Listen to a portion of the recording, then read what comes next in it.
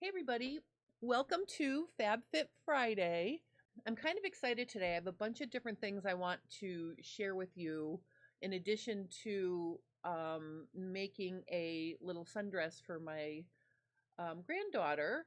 And some of the things are, I just want to show you a couple things and then we're going to work on the dress.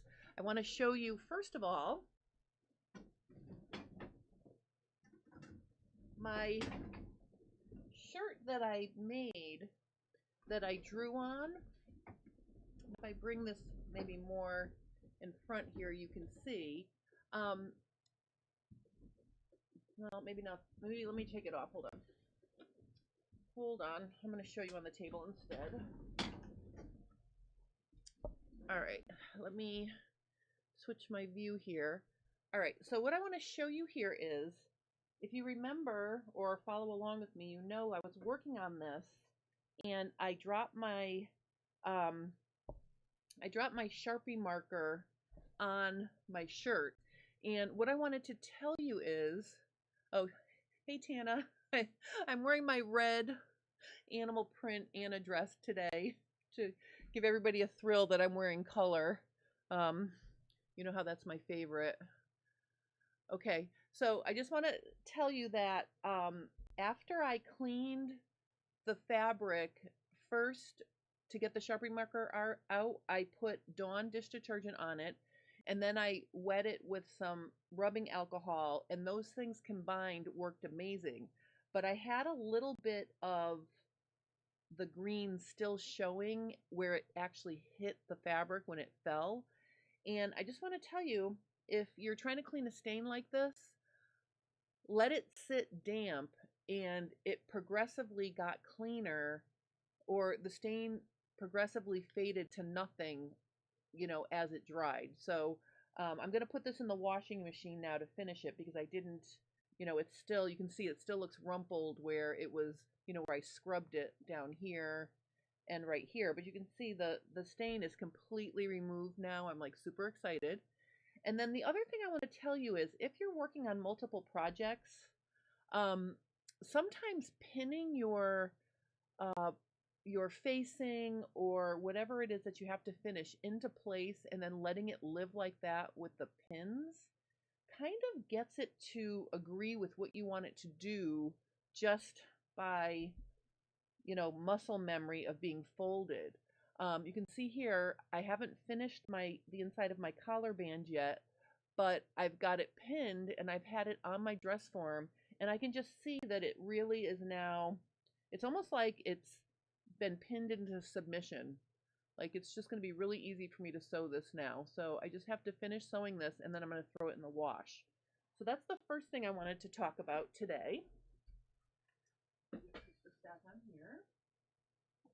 All right, and then the second thing I want to show you is, I ordered a t-shirt from my dad for Father's Day, and it's kind of a joke. Well, not a joke, but you'll see when you see it. And I mistakenly purchased the wrong size. So you can see here, this t-shirt is tiny. It's a size small, and you can see it says, "Dear Dad, great job, we're awesome, thank you." And I put Jennifer, there's my dad, John, my brother Scott, and my sister Joanna. And I just want to tell you, this is Wander Prints online, and I think after I get off, I'll put a link to it if anybody wants to order a fun t-shirt. They have t-shirts for different pet things, father things, mother things, just, if you're looking for a novelty gift, because really I can't buy my dad anything. He's got everything he needs. He tells us not to buy gifts, so I always try to find like a little fun thing. So because this is a customized gift, they don't want it back, so I'm going to cut it and I'm going to make it into a little pillow. And then, because I ordered the wrong size and I contacted them, they offered to let me order the correct size for just $2 plus shipping, and I thought that was very nice. So I want to do a shout out to Wonder Prints. Well, it's Wander Prints. I'll put a link to them after under the video, if anybody's interested in that. But this is going to be a pillow for Father's Day, and then when his 2 extra large t-shirt comes, he can wear it with pride.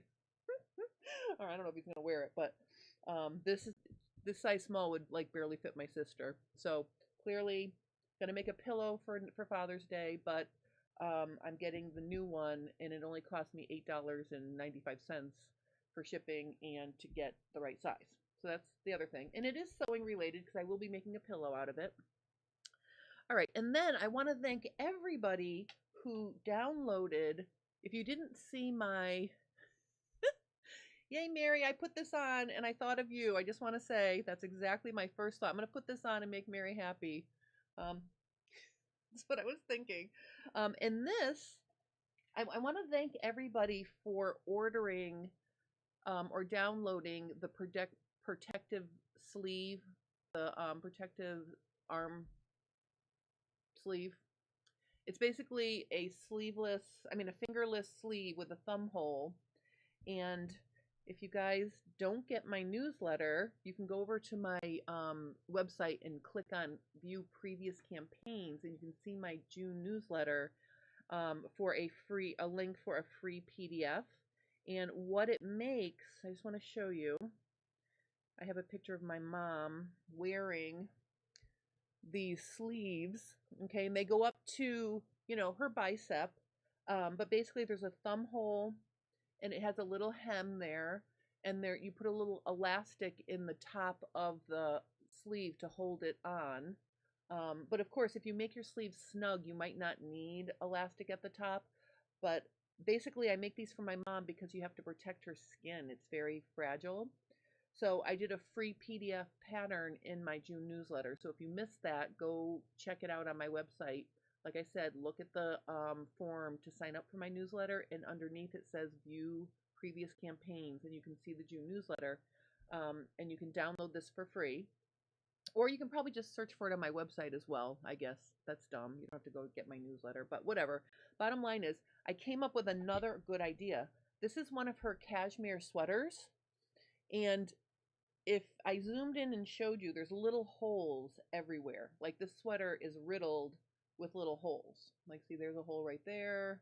There's a hole right there. I have holes everywhere.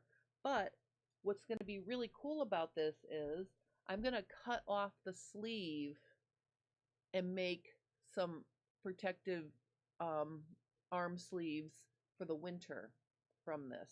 And I think I'm just going to stick the hole in the seam in this case for her thumb. So, this is something I'm not going to do it right now because she really doesn't need a cashmere cover for her arm until it gets a little bit colder, because we're just starting summer here. But basically, you can see if I just slash the, I'll make a hole through the seam in this case, and then I'll put some elastic up at the top, and she'll have a nice warm protective arm sleeve. So this is something else you can do if you have tops that you need to recycle or upcycle. You can use, old sweaters or old fleece tops or old long sleeve knit tops to make protective arm covers as well. All right, so those are the things I wanted to talk about.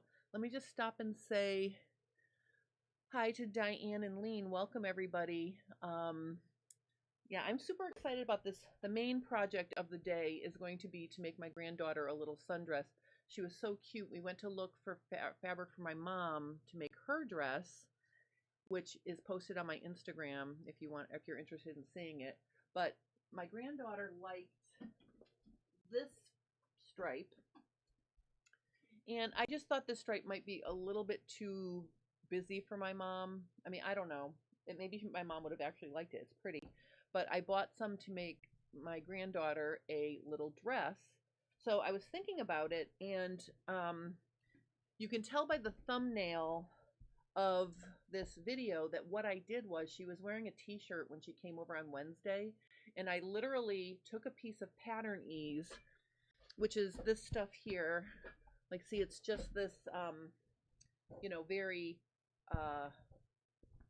you can see through it.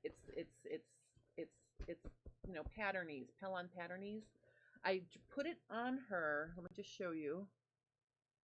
Kind of like this. So I put it on half. Okay, and what I did was I pinned it. So I eyeballed the center. I eyeballed it. Then I pinned the shoulder, the armhole, the side seam, and the neckline. I got it all pinned, and then I traced it. And I just did that for the front and back. And I just did the neckline, the shoulder, the armhole down to here. So she has like a 1.5-inch side seam, but that's just going to make a little yoke for the top of this dress. And, you know, because I was thinking about it, and I don't have any little girl patterns, and I thought to myself, I can just make my own, right?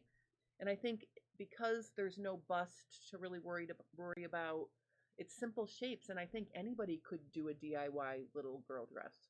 So this is what my rub-offs, or I'm calling it partially draping and partially rubbing off, because I had to use the I used the armhole on the t-shirt to create the shape. So I almost feel like I rubbed off the armhole while she was wearing it.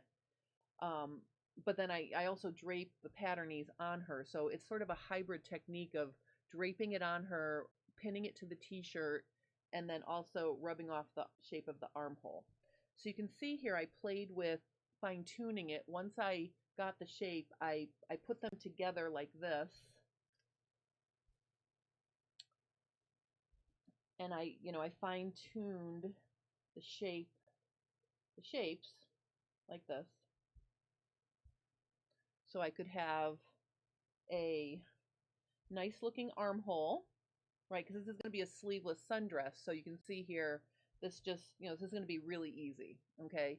Now there's a few things I want to change now that I've fine-tuned it. I wanted to make sure I had a nice transition from the front and back neckline and a nice transition through the armhole at the shoulder. So I did that. Hi, seamstress at the cottage. That is so clever. Thank you. You guys, just so you know, seamstress at the cottage has a really nice YouTube channel. She's got a lot of fun tutorials on there. So definitely check her out, seamstress at the cottage, because she does some cool projects. I went over and visited her site a few times, just looking and watching at some of her stuff, and she does a lot of fun stuff. All right, Julie says, I want to try this technique if I can get the little 4-year-old Grand to stand still. That was the hardest part of this project. And the hardest thing was she had a little glob of slime she got in her gift bag from a friend's birthday. I had to say to her, let's just put the slime down until I finish doing this, because she kept flailing her arms and playing with the slime. But we got it done, and because they're simple shapes, I think you can do it. So I made a copy of these onto pattern paper here now. So this is where we are right now. And this is what I'm envisioning as the design. I always draw myself a little thumbnail. So there's my little thumbnail of what the dress is going to look like. Okay, it's just going to be a little gathered skirt at the bottom of the bodice, which is really almost like a yoke, really. Oh, Lean wants to know how old my granddaughter is. She's actually going to be 6 on the 8th of July. So she's a real cutie patootie. That's why when I do my subscriber Q&A on Wednesdays, I have to leave at a certain time so I could go get her and spend the rest of the day with her. So, but she is a lot of fun, and she's very cute. And, I thought to myself, I'm just going to make her this little easy breezy sundress. Now, because I was draping it on her t-shirt while she was wearing it, that's really not the best way to get a super accurate pattern piece. And I'm going to show you why I'm saying that. I'm going to cut this in half. And actually, I'm going to cut it out on the line. I'm pretty sure that, I'm going to cut it out at the center front, and I'm going to cut it out at the center back, because I'm going to cut these things out on the, I might make a full pattern in a minute. I don't know. Let's see, because I'm working with a stripe. But basically, if I line up my center back onto my center front like this, and if I line up my underarm seam, so when you match up a pattern to make sure everything is working,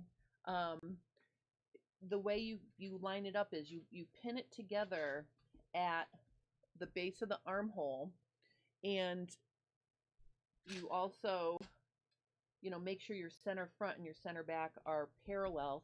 then you can see what the shoulder is doing. And what I want to show you here is, I'm just going to dash it in orange. The way she was standing and the way the t-shirt was fitting, because that's what I used to create, get the pattern. Her front armhole is way up here and her back armhole is way down here. Now I know that that's not right. So what I'm going to do here is I'm going to lengthen the back armhole and shorten I'm going to lengthen the back shoulder, and I'm going to shorten I'm going to lengthen the back shoulder and I'm going to shorten the front shoulder a little bit, just because I know that's really the way that's supposed to be fitting. All right, let's just see here. Oh, seamstress at the cottage says, getting them to stand still. I still struggle with my 11-year-old niece. I know. My 26-year-old daughter doesn't stand still either. She has headphones on. She can't hear me. She's sitting over there. All right, so, and actually, I can give you guys a first notice of something super excited. I have gotten a lot of requests for a glossary of my YouTube channel content. So I hired my daughter to put together all of my content. So in another month or two, I will actually have a glossary of J Stern Designs content on my channel with bonus material that I will have for purchase. So I'm very, very excited about that. So she's hard at work at doing that right now over there. And she can't hear me because she has her Bose headphones on. Oh, Lean, is she a fashion? Oh, she's such a fashionista. She's so cute. And she loves dance, too. She just had her dance recital on Saturday last week. It was so fun. Hey, Judy, welcome. We're working on a little girl sundress. Now, the other thing I want to tell you guys about, and I have talked about it a few times, but you know how I love my sew tights? And those are my little, magnetic,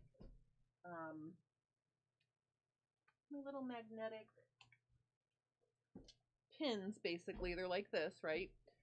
Sew Tights is coming out with a magnetic cutting board. It's only 20 by 24 inches, so it's not going to replace my big mat rotary cutting surface cutting mat, because I love that. That's not going away. But for times when I'm trying to match up pattern pieces or cut out tricky fabric, wouldn't it be cool if you could just take your magnet, put it on your cutting mat, and hold things down? I am beyond excited to get my hands on that, and they are sending me one at the end of July, beginning of August. I'm going to be doing a special garment-related project using that cutting mat, and that will be a free project for people. And you can do the project whether you have the cutting mat or not. But if anybody's interested, or if you've heard about this new Sew Tight cutting mat that's magnetic, that comes with a ruler and booster magnets, in the description of my video, use my affiliate link, because you get over $50 off. So it's a real win-win if you use my affiliate link, because you'll save money, and then you'll be all ready for my special garment-related project I'm going to be working on, using that to its full advantage. So every time I line things up on my cutting board now, I'm like wishing I had the mat that was, that was magnetic. I can't wait to get my hands on it. All right, so what I'm going to do here is I just lined it up here. This is parallel. This is where this is the difference between my shoulder, which is probably 3/4 of an inch. So right now my front is 3/4 of an inch longer than my back. So what I'm going to do here is I'm literally just going to cut off, it's 3/4. I'm going to cut off an inch on my front. So my new front is going to be here. That's going to be my new front shoulder. And my new back shoulder is going to go up an inch. So let me just fix that. Okay, so basically what I'm doing now is I'm extending that's my back shoulder. This is now my front shoulder. Now look what it does to my necklines. right? My front neckline is now really, really short. And I will tell you, when I draped this on her and I traced it, I traced the edge of the ribbing. So really, I'm gonna also be scooping out this neckline about 3/4 of an inch because I'm gonna finish it with a facing, and I want it to be a little bit more open so she can get it over her head. So that you that's another thing you have to think about if you're tracing or rubbing off a knit t-shirt and you're going to make a non-stretch top. Make sure the neck opening is big enough. So what I'm going to do here is, I think I'm going to leave the back scoopy like this because, I want it to be an open sundress. But in the front, I'm going to lower the neckline. Let's lower the neckline. I'm going to lower it an inch like this. And basically, I'm just going to redo the shape. And I'm actually going to trim off. Let's trim off, let's say, a 1/2 inch from the shoulder edge too. Because like I said, I want to make sure it's going to be big enough. So this looks like a much better neckline to me now in the front, right? Judy says, hi Jen, I don't have time to make pattern for my grandkids. I trace shirts that fit them well and go from there. Well, that's basically what I did. I basically just traced half of her t-shirt. And I want to turn it into a dress. And wait till you see how easy the skirt's going to be. Oh, McKaylee says, true up the pattern is so important. It really is, especially if you're rubbing something off or copying or tracing. You always want to check and see what you're doing and then apply what you know about patterns to help make it more correct. All right, now because I cut off a 1/2 inch there, I'm going to cut off a 1/2 inch here to make it a little bit of a wider, but I'm not going to make it deeper in the back. I'm just going to do this. Okay, so there's my back, and here's my front. Now what I'm going to do is I'm just going to add a quick seam allowance. Oh, one other thing I'm going to do here is, the other thing that happened, and this is because my side seam was kind of ambiguous. Lena's saying, isn't the armhole too big? Are you putting a band there? Okay, again, this is going to be a nice sleeveless sundress. She's at the age where she doesn't need any undergarments. So it's going to be sort of a fairly breezy sundress. I may raise the armholes a little bit though, but the other thing I want to do is I want to balance the width of my front and back. I think I measured her and the measurement is going to fit, but I want the front and back to be more similar because here I have 8 inches and here I only have, well, actually I have 7. Oh, I almost have 8 inches. All right, so what I'm going to do is I'm going to push out the front to 8 inches. So I'm going to extend this to 8 inches, and then I'm just going to bring it back in here. Okay, I'm not going to make that bigger. And then let's raise that armhole a 1/2 inch too. So let's do this.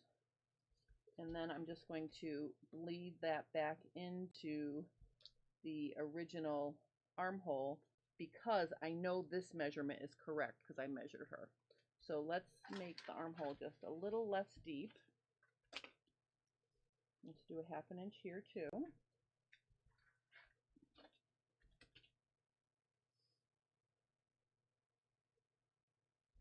And again, I don't want to take any width or add any width really because the width is good.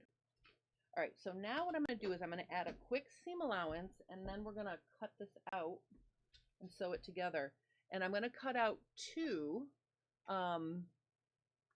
because I'm going to make a facing and I'm just going to finish the armhole and the neckline with the facing. And it's going to be quick and easy. So let's do 1/2 inch.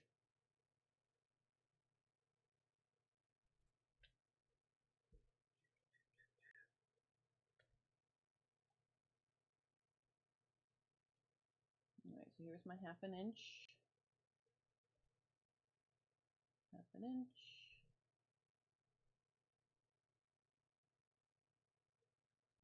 Half an inch.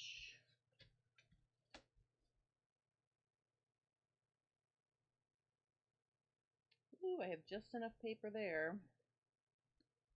And then here, 1/2 inch, 1/2 inch.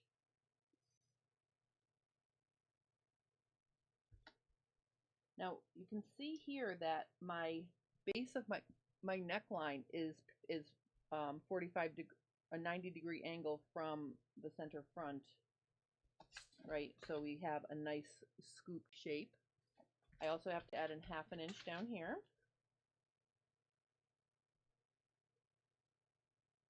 Okay, so there's my pattern for the back. Let me just do my front.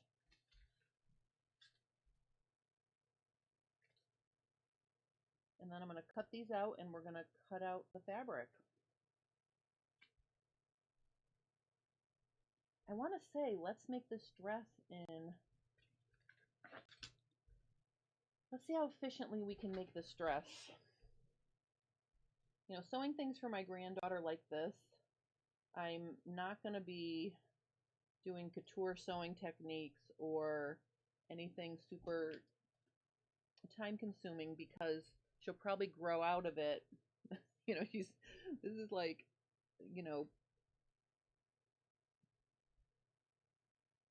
it's a kid outfit, so we want to do a nice job, but also I don't want to make myself a crazy person. All right. So here is my pattern. Okay. And I think just for, this might seem like an extra step that may not be super necessary, but I am going to fold my pattern paper. Oh, McKaylee hates it when pattern paper curls. She always irons it. That's a good tip, McKaylee. I'm almost at the end of my roll. That's why it makes it worse when you're like at the end of a roll. All right, so I'm going to fold this in half, this paper. And what I'm going to do, I'm trying to fold it on so it's even with the grid here. And I'm going to just pin this or weight it down. And I'm going to cut it out on the fold so I have a full front and a full back because I don't want to deal with making sure the stripe is going to, you know, be folded in half properly. I don't want to cut it out on the fold. So basically one of my things is I never cut stripes out on the fold because you can't see if you're actually folding your fabric properly. So I'm just going to quickly cut this out.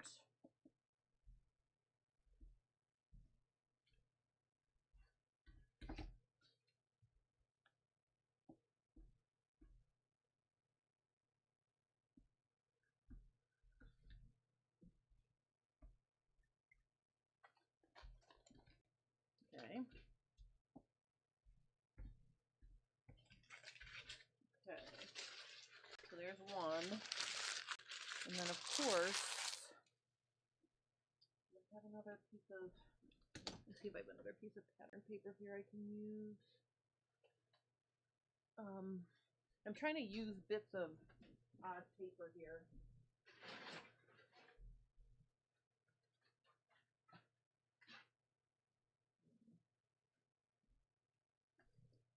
All right, I'm going to use this pattern ease that I used for something else to make my second pattern piece here. So basically we're going to ignore the fact that I drew some things on it. I was just testing something. So I'm going to use this right here. And then I'm just going to put my back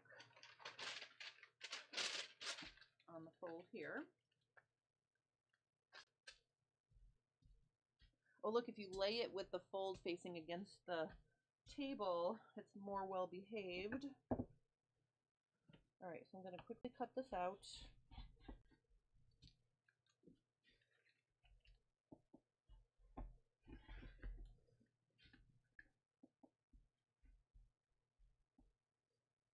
See how using a different color ink when you're adding your seam allowance after playing with a pattern makes it really obvious what you should be cutting. So that's another good tip.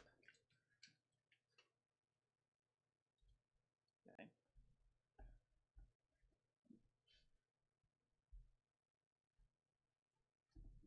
Okay. Oops. All right, so I'm just going to check one more thing here.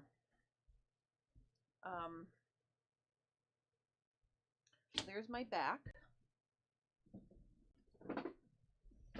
And here's my front. I just want to make sure before I go any farther that my shoulder seams match. And they are a little off. I forgot to check my shoulder seams. So see, Michaela said it's always important to true up the pattern. You have to remember to true up all the parts of the pattern. So I'm just going to open up this neckline just a little bit more. So the back was a little bit shorter, so I'm just going to scoop this out a little bit more like this to make that match. And again, now I can just cut straight through. And the other thing too is because I raised the armhole, I don't want the side seams to be this long. So I'm literally going to, let's cut our side seams so they're 1.5 inches. Well, it'll only be 1 inch once we're going to make it 2 inches because there has to be a seam allowance down here. So I'm just going to use my cutting board as a straight edge, and I'm just cutting off so it'll be 2 inches like this. So I just want it to be a short little yoke kind of a bodice piece. Okay, so I've got that. And let's also do this one. And then we'll be ready to cut out our fabric.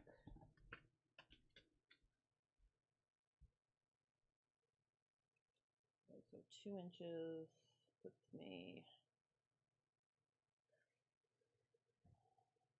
right there. Okay. All right, so now we're ready. I'm going to leave all that other stuff over there.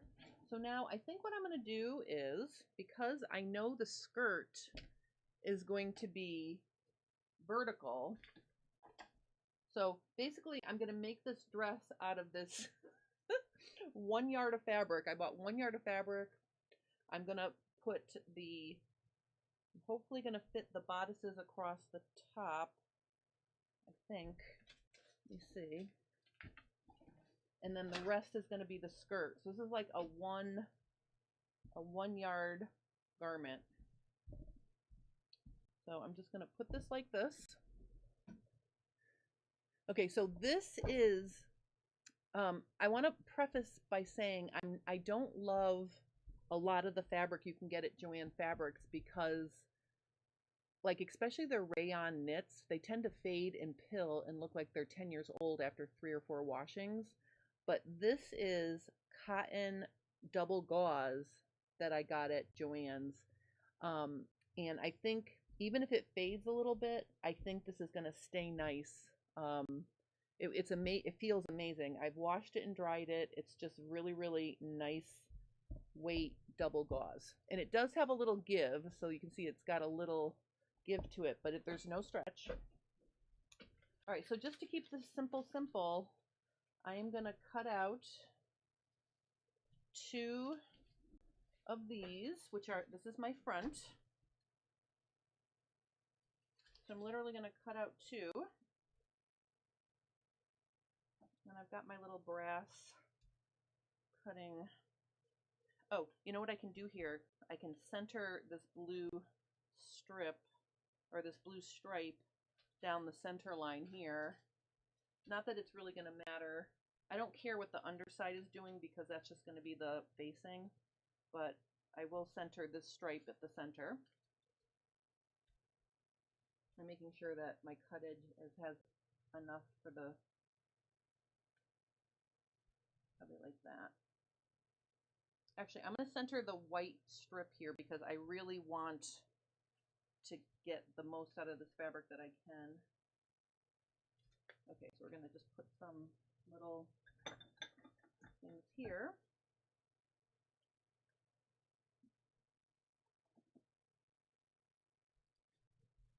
Like this.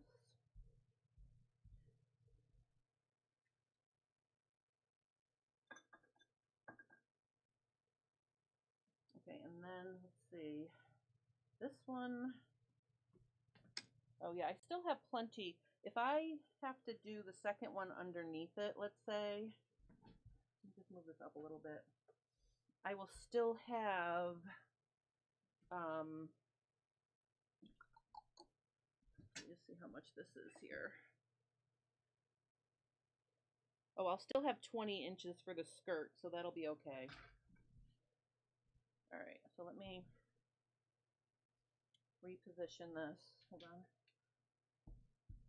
I was hoping I could fit 2 across this way, but I can't because it's not wide enough. So we are going to lay this out like this.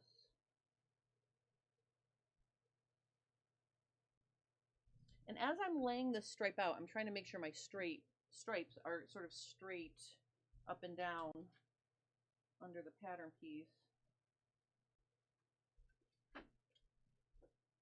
Like this. Okay.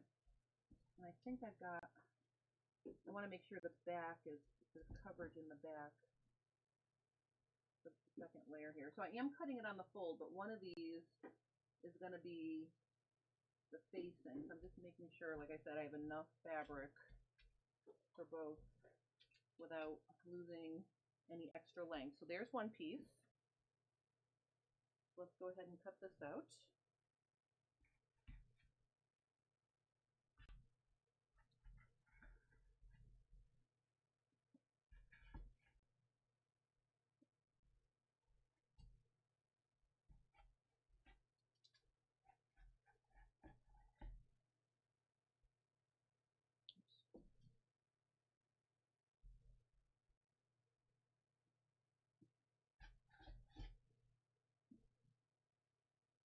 All right, for this bottom edge, I know this bottom edge is straight, so I'm going to use my ruler to give myself a nice straight cut across. And then I can cut side seam and the armhole. All right, so there are my 2 fronts that I need. Oh. All right, so I just did what I didn't want to do. All right, so, well, I wanted to make these horizontal, but you can see they're not going to be horizontal. They're going to be straight. Right,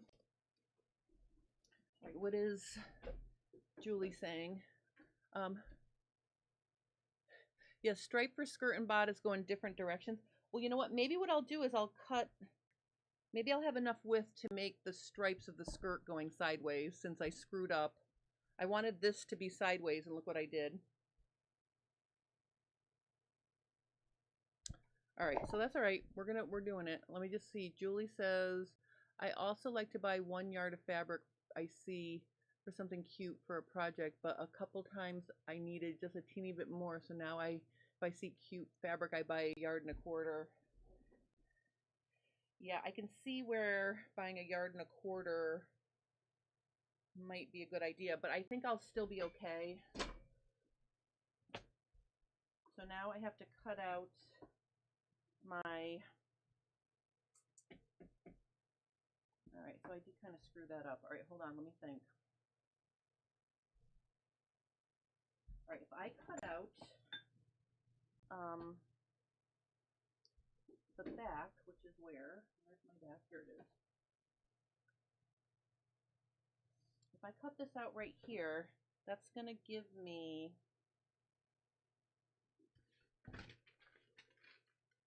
oh, you know what? I think I'll still be okay because I don't think I need to make huge gathers with this fabric. So I think,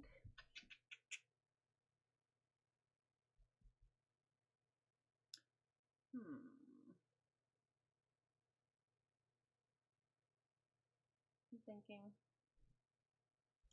I'm thinking what I want to do. Maybe we're going to end up making a top, not a dress. All right, just hold on a second. All right, so let's cut this one out. This is my back. Let me just cut this out, and then we'll see what we have here. Cut this right here. I know what to do. This is me thinking on my feet, literally.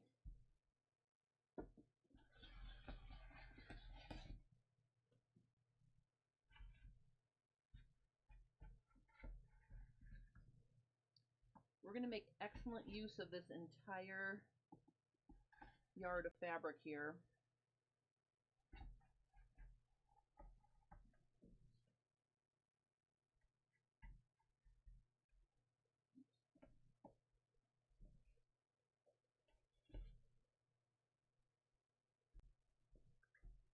Notice when I'm cutting with the rotary cutter, I might start in the middle of a curve so I can cut in both directions where it's comfortable so I don't slip and cut something I shouldn't.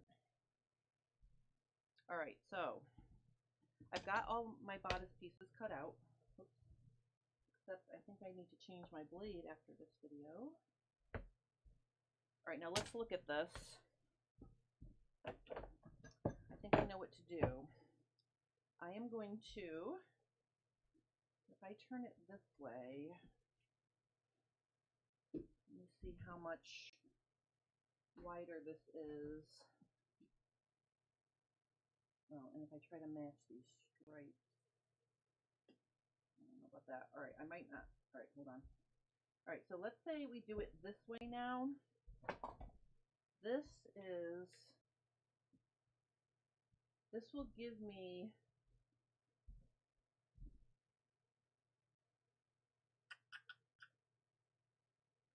this would only allow me to do a little gather, just a very slight gather, see? But still, it's a gather.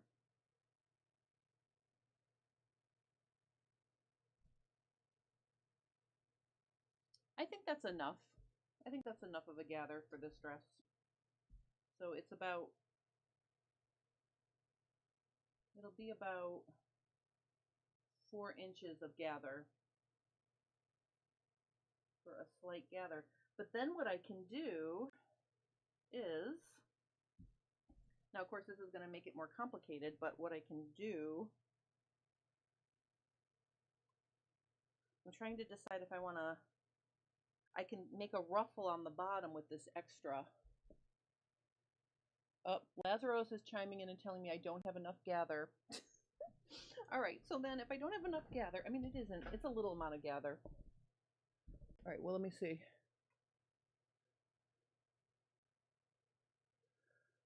Colored trim, A-line skirt, cut in the same direction and put a trim. Yeah, that's a good idea. I could, oh, Lean saved the day. Doo-doo-doo. Lean gets a gold star. I don't need a trim. All I need is a stripe. All right, so here's what I'm going to do.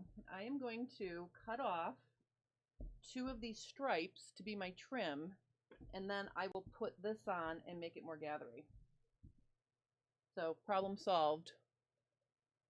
Up, seamstress at the cottage is saying cut it into 3 pieces, or add a ruffle or lace trim. Yeah, so all right, so these are my 2 thoughts. If I made it like this with just a slight amount of gather, which Lazarus is telling me not enough gather, I mean, it would be a subtle amount of gather. It would be like a straight, it'd be barely A-line.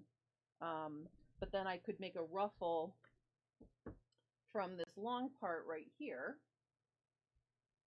right? This could be a ruffle at the bottom. So I could do that, or I think for simplicity, I think for simple, how about if I, all right, I'm gonna go with no ruffle for this, only because this was supposed to be a quick and easy project. So here's what I'm going to do. I'm going to cut off right on the white edge right here. Oops. I'm going to cut this. And I'm going to cut this. And I'm going to sew it onto the bottom of the dress at 1/4 inch. Or I could even use 1/2 inch. So this is going to go here, like this. And then the skirt is going to go like this, gathered. So that's what I'm going to do. I hope you all like that.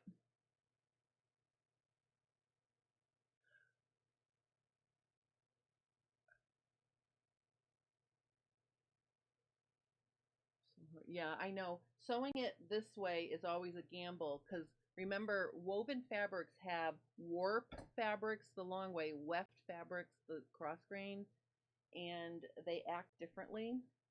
So we're gonna just go with this. So Lean's getting the gold star for this Fab Fit Friday because suggesting a trim is the perfect solution to break up the vertical stripes. All right, here's what I'm going to do. I'm going to turn my iron on.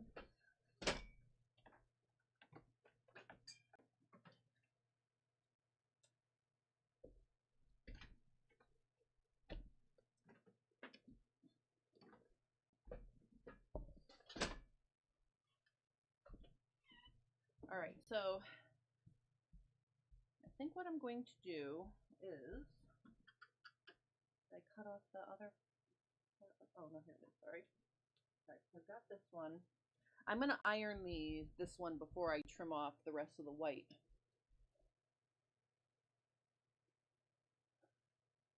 You're enjoying the collective creative process. I enjoy the collective creative process too, because I'll tell you something else.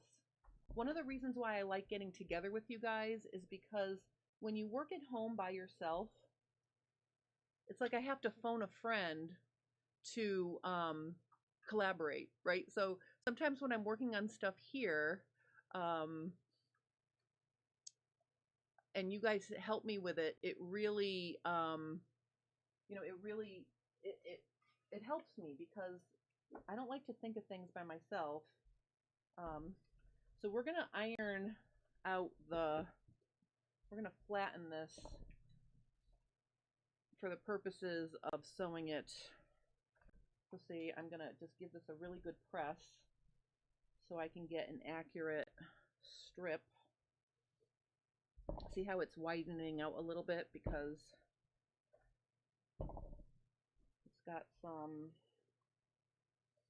gather. It's like, see the texturize, I'm basically taking the texture out of the gauze. Let me zoom in so you can see.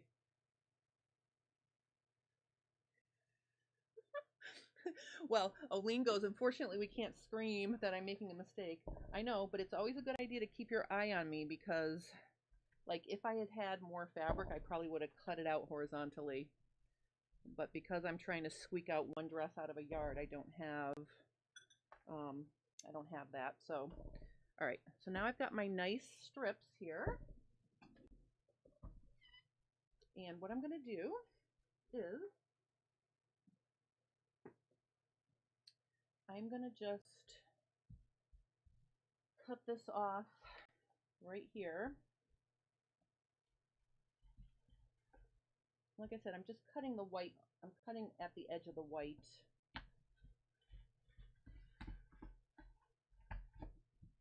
And then I'll use a seam allowance that will only show pink when I sew it on. So basically, how do I want to do this? Okay, so here's what we're going to do. I've got these pieces all sorted out. I've got my fronts and my backs all sorted out. So let's deal with these pieces first because I want to show you how to we're just going to quickly sew two things and finish the armhole and neckline really fast.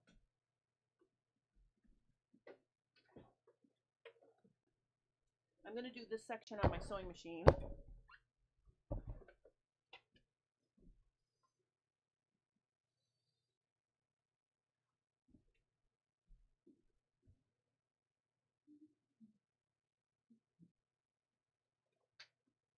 right, let me just plug in my machine.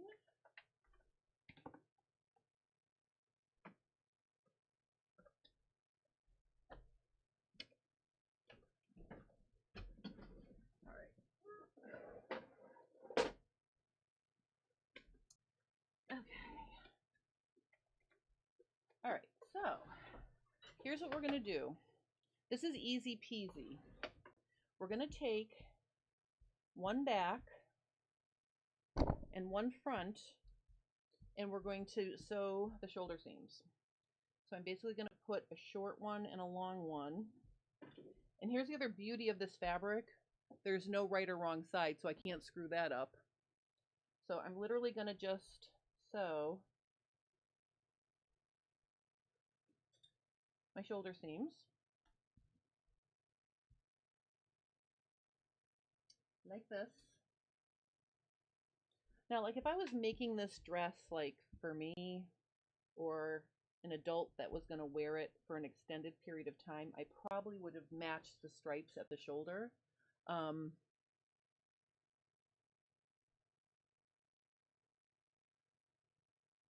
But because I'm making it for her Cameron, and I'm guessing she'll only get, you know, I mean, she'll wear it, but she'll either grow out of it or mess it up before it becomes vintage. I'm just gonna, you know, I'm not concerning myself with matching stripes at her shoulder. Lazaro says, I would say you could just iron a stay tape on the armhole and neckline, either the external or facings, because this fabric has give. I would say yes, but I've already sewn a dress up in this fabric and it worked fine without. I've already sewn my mother's dress and I didn't need to stay tape anything. Everything just worked out. So I think I'll be okay. All right, so 1/2 inch here.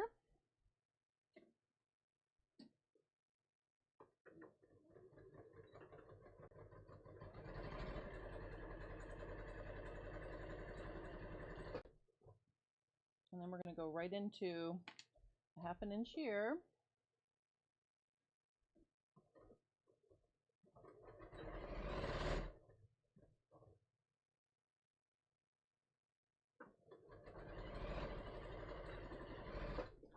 And then we're going to do 1/2 inch here.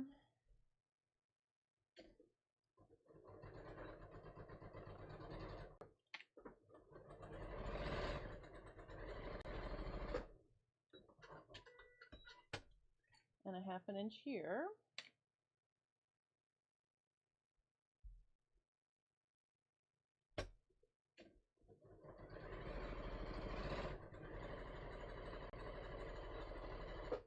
Okay. Now what I'm going to do is I'm going to lay. Oh, Julie wants to know if I'm going to interface the strip. I'm not interfacing the strip.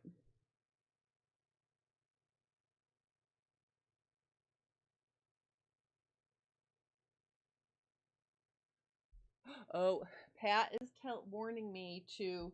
All right, so here's the thing though. The give. All right, well, let me just do this part and then we'll deal with those strips. All right, so I'm just going to finger press my shoulder seams.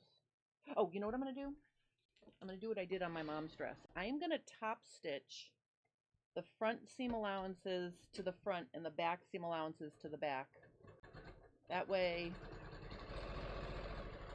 it reduces the bulk and it also holds the seam allowances for me. Let me do this first. So these are going to go this way.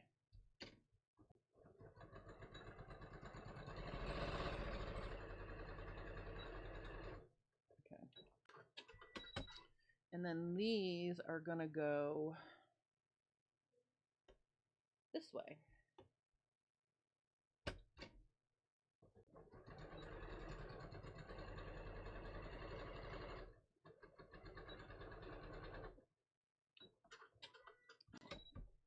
just clip this little thing here.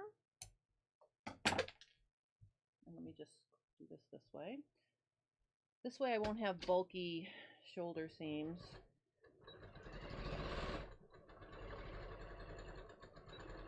All right, so now I've got my seam allowances going in opposite directions. So you can see here I've got my, okay, I've got this like this. And then I'm going to take this one and I'm going to put it like this. Uh-oh, look at what happened here. Beep, beep, beep. Hold on 1 second. I got to fix that. I can't. My seam allowance got away from me back here. Let me just fix that.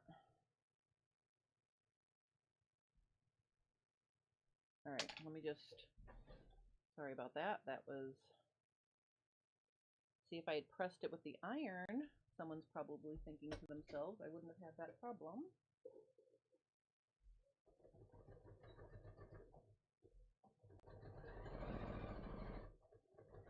All right, there we go. Okay, so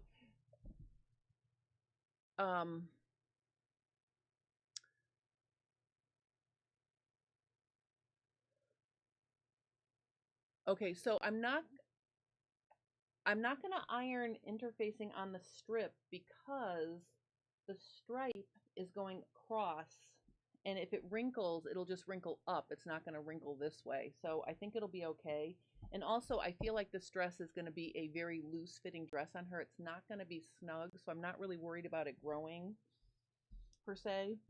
Now, what I'm going to do here is I'm lining up my shoulder seam, and you can see I've got my seam allowances going in opposite directions, like this. Okay, so I've got one seam allowance going to the front and one going to the back, and I'm lining up my actual seam.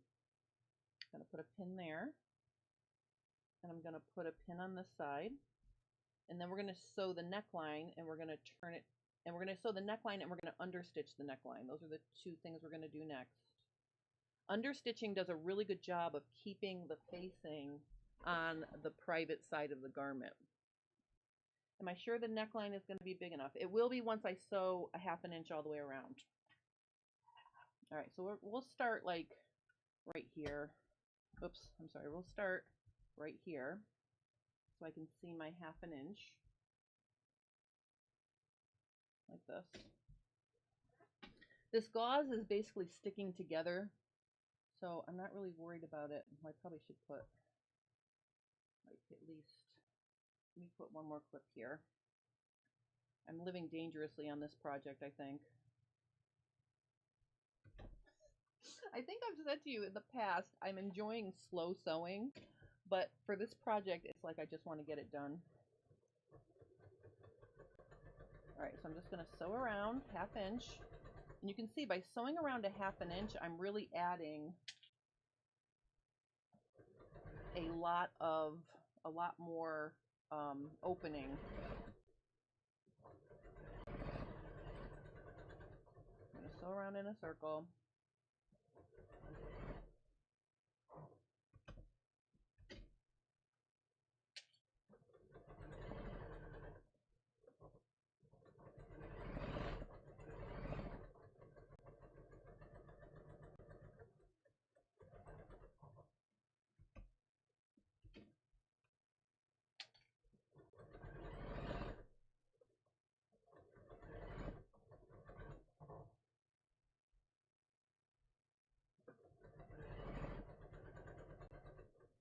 Okay, so there's my neckline.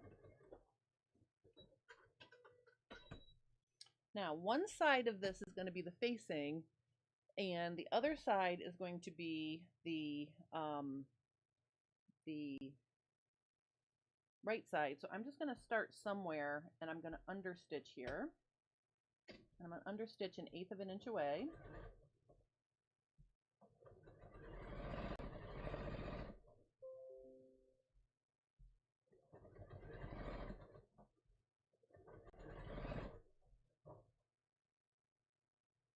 I'm sewing on the facing and the seam allowances.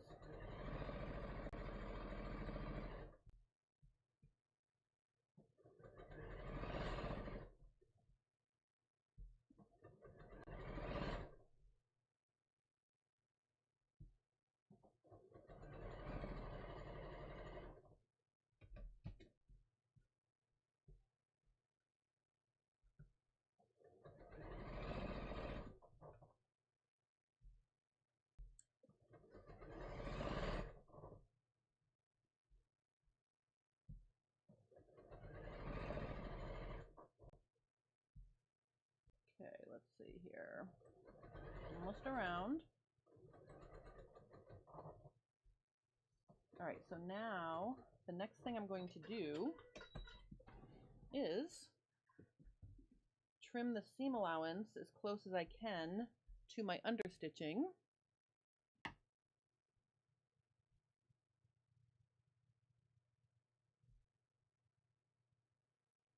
Or maybe, all right, I don't want to rip anything. I'm just going to clip. I think that'll be easier. So I want it to be able to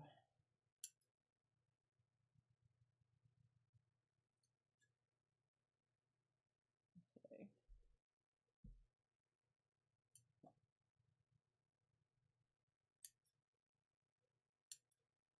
All right, so let me just clip this.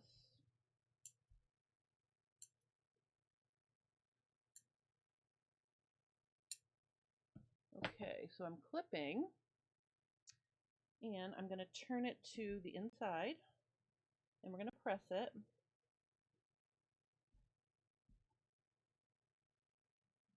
Like this. Let me see here. All right, so anyone who's wondering, if I can fit it over almost over my head like this, it'll be fine for Cameron. Sorry. I just want to make sure. I see people saying the neckline's going to be too small, and I'm thinking, no, it's not. No, it's not. And then I'm thinking, well, I've already made 4 mistakes on this dress, so let me just make sure. Oh my God. All right, so here's our neckline. Isn't it pretty? All right, we all saw me shove that over my head, right? Okay. All right, I just gave my daughter a laughing spasm. Okay. All right, so now what I'm gonna do, stop it. Okay, so now I'm gonna press my neckline and make it look nice.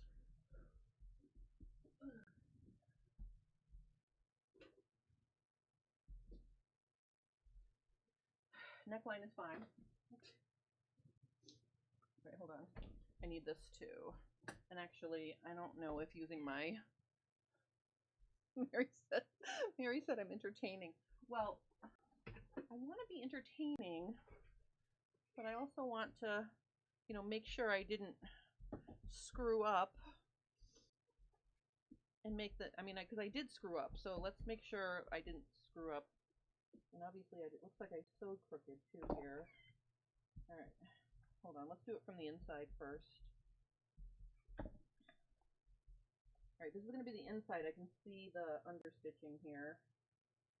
Just get that nice neckline. I think we're going to be okay.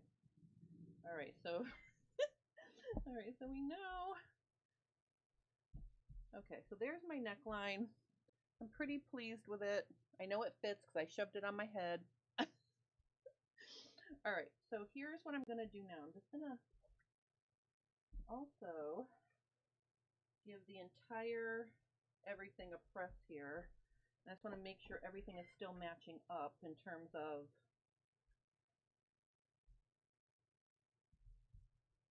the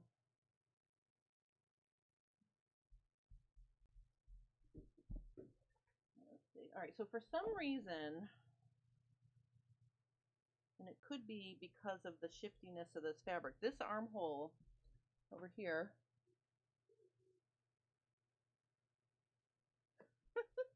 All right, so this armhole matches fine in terms of, you know, the width. I'm going to trim off this little extra right here. You know, because fabric is kind of funky. And then on this side, just want to make sure, because when we finish the armhole, everything has to match, or it's not going to lay right once the armholes are sewn. So I'm just going to trim off this little bit here that's sticking out like this. I'm just going to trim this up to match, just so we don't have it fighting once I sew it. All right, so now I've got my bodice all neckline all set. We're going to do the armholes, and I know I've shown this before many times. If anybody's watching this, all right, let me just stop and say here. Okay, entertaining, cute, you're sewing and I get to watch. That's entertaining. Oh, Lazarus wants to know, don't I have a half-size dress form? I have a mini dress form. I call it half size. It's tiny. It's like a little tiny dress form. Mary says, just wait till your granddaughter wants you to make her prom dress. Oh my gosh. That would be fun though. I'm excited. I made my daughter's prom dresses. Well, I made my younger daughter's prom dresses. Did I ever make you a dress? I made Anna a dress for her baccalaureate Kinda. thing. Not like Abby's prom dresses, though. No, see, she's piping in now. She's feeling neglected. Are you telling me the gold prom dress All right. that you don't? I made Anna a plain ITY jersey dress. It didn't look good. It looked great. And I made Abby fancy one, so now Anna's doing the little pity thing for herself over there. Yeah, I'm just saying. All right. Okay. All right, so this is a luxury amount of shoulder seam to do this method to finish the shoulder. Because what you're going to do is at the actual shoulder seam, you're going to turn it under a 1/2 inch and pin it like that, lining up the shoulder seam like this. Okay, and if you're watching this and you're having a hard time seeing what I'm doing, I will put a link to my the video where I use contrasting fabric to show how to do this, because I've done this many times. So I'm going to put a clip here, and then what I'm going to do is I'm going to turn it this way. Now see how I can see the oh yeah, this is the Anna dress. Oh yeah, this is the Anna. I've done this on the Anna dress. I've done this on the Abby dress. I've done this on my tee that's sleeveless. So, oh, and by the way, hi Lindsay, it's so nice to see you.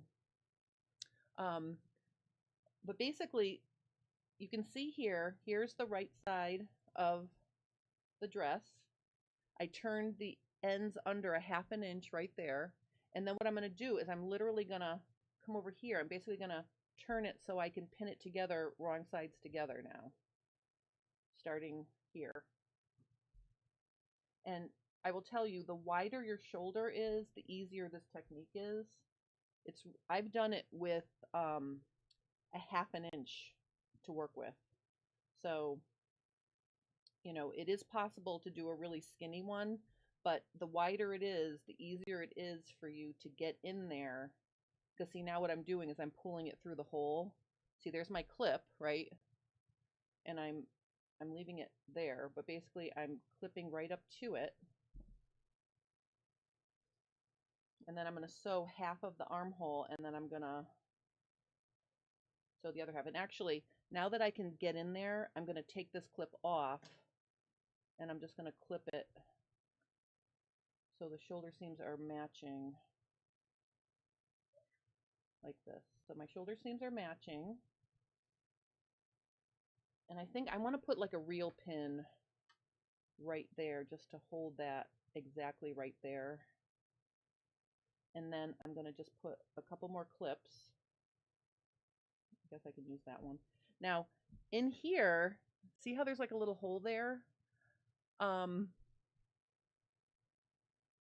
am going to pull it out a little So basically I'm pulling out the other side of the armhole just a little bit because I want to get past the shoulder seam.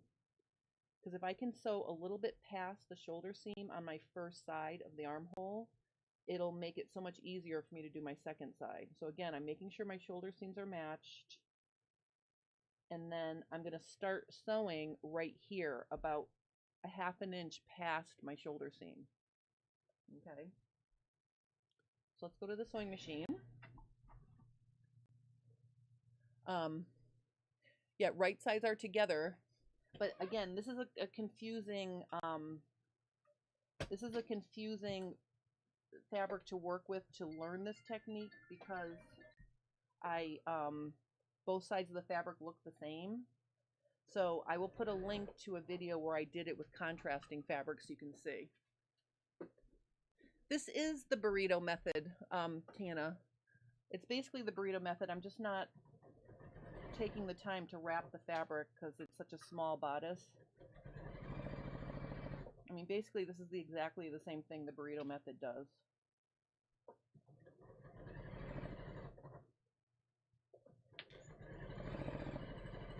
So here's my one side of my armhole right here. All right, and then what I can do is, see, I'm going to take this out so you can see we finished this side of the armhole right here, see? Whoops, let me make it bigger here. Okay, so see, we sewed from the shoulder seam down to here, see? Now this side is super easy. All we have to do is open it up from where we stopped sewing and pin it together. So this side is really easy. And again, because my shoulders are so wide across, this is like really easy to do. Like I don't even think I need to, there's no stress on this side. I'm just going to put a couple clips to hold me like this. Okay, and then I'm just going to stitch this at a ½ inch.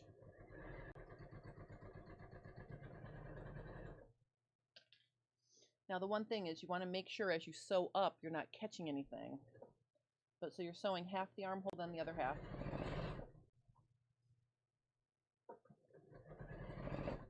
Like this.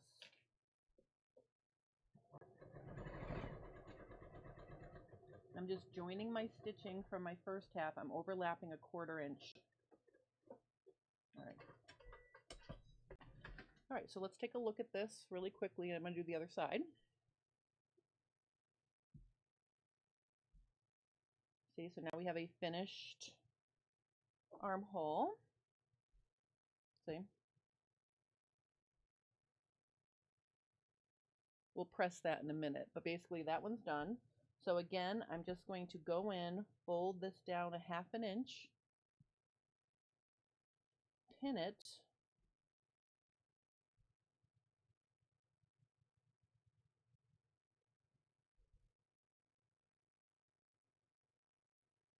so it matches. And then I'm going to reach in there and start pinning this way. So you see you are wrapping it around. See, it's in here. I'm just wrapping it around. That's why it's, you know, this is the exact same thing as the burrito method. I'm not working on an adult size garment, so you don't have to really concentrate on rolling this fabric. If you were working on something really big, you'd have to manage all the rest of this fabric and roll it up. But because it's such a small piece, it's not that complicated. Like it literally just, you know. All right, so I'm going to just get through my shoulder seam a little bit. So I'm pulling out extra through the hole like I did the first time. And I'm going to, let's see, where's my pin? Oh, wait a minute, my pin is, I just want to make sure my pin is not screwed up here. Hold on, what happened? Oh, here's my pin. I'm just going to take that out actually. All right, so So see, I'm pinning, pinning, pinning, pinning. And when I get up to the top,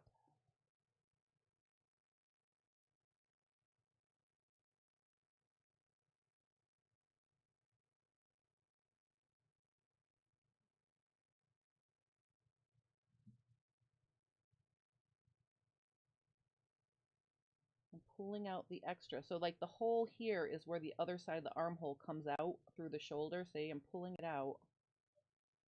And I want to just make sure I can pin through the shoulder. See, there's my shoulder seam. Let me get really close so you can see what I'm doing. Let's make it really bright and really sharp. So see, here's my shoulder seams right there. See, so I'm making sure those match. And then again, I'm just going to pin past it just a little bit to here. All right, and so now I can sew this one. I'm going to start on the bottom this time. Oops. Oh, let me just make sure this is not. Oops. Make sure that's really sharp. There we go.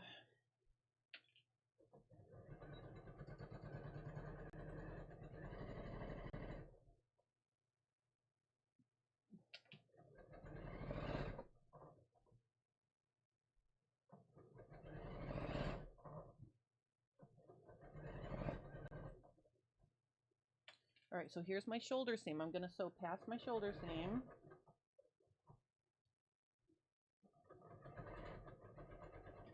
To about there. And then I can do the final side.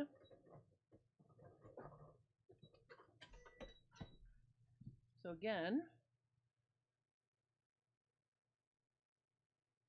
McKaylee is washing some floral printed double gauze.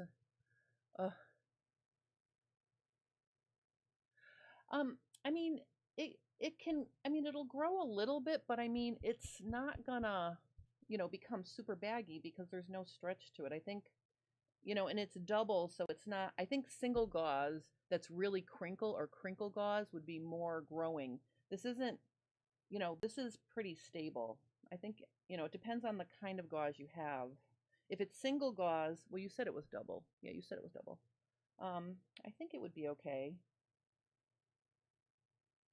But I mean, mostly I think of gauze, I think of loose, flowy garments. Like you don't want to make anything fitted out of gauze because what will happen is it will stress out the texture on the tight parts and then it will be, wrinkly on the loose part. So if it's really fitted anywhere, maybe that's not the best choice.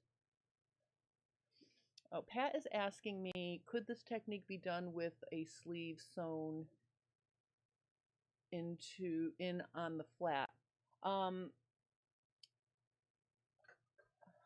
if you're putting a sleeve, then you don't need to finish your armholes. So then it becomes a moot point. You can still finish the neckline like I did and then treat both layers as a single layer of fabric. All right.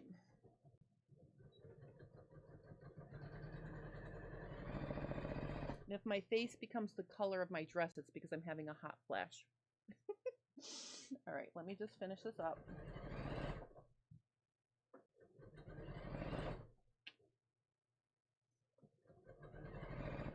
So again, I'm just connecting my sewing. All right. Okay. All right, so I think what I'm going to do for the sleeves of the armholes is I am going to just trim my seam allowances to 1/4 here.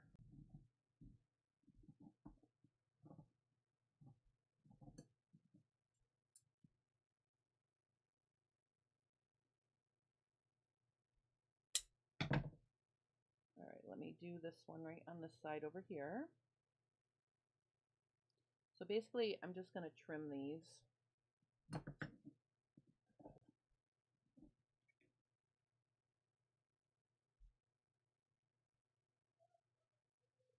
This is the first time I've ever used this method to finish a non-knit dress.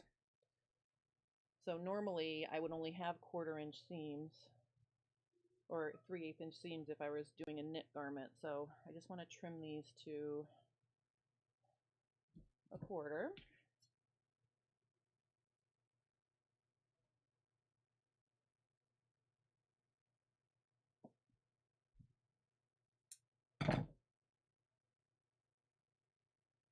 Okay. All right, let's see. You just have to get past the shoulder seam here so I don't cut anything I shouldn't. Now I'm going to do the other side. This side. Okay. All right, so the last step, I mean, I probably want to press this a little bit, but then the last step is, the other benefit of using this method is the side seams get, the side seam allowances are also inside, so you're not going to see any side seams. Okay, so basically, I'm going to press my armholes, but I can see everything is going to lay fine. So the next step is to do your side seams. You take the front and back side seams like this. So see, it's laying flat. You take them and you match up your side seams, and we're going to sew the side seam of the facing and the garment all in one step in this one straight line like this. I'm going to pin them both. Oh, you know what? I am going to, before I do that, we're going to attach these. So, no, we're not. No, we're not, because then I would need to attach them to the inside too. Nope, we're going to do this. So again, I'm matching up. Here's my armhole, right? Front and back, base of armhole. I'm just going to line these up like this. And I'm going to do the same thing on this side. Like this.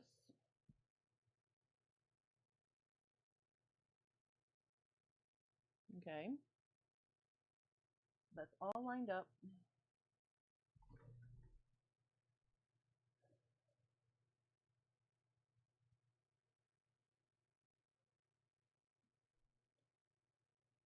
Okay.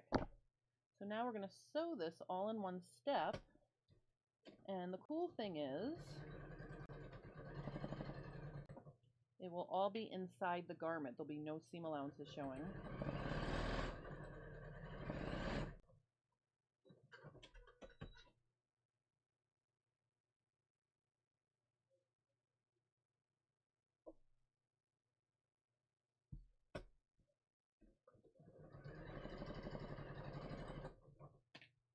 Okay.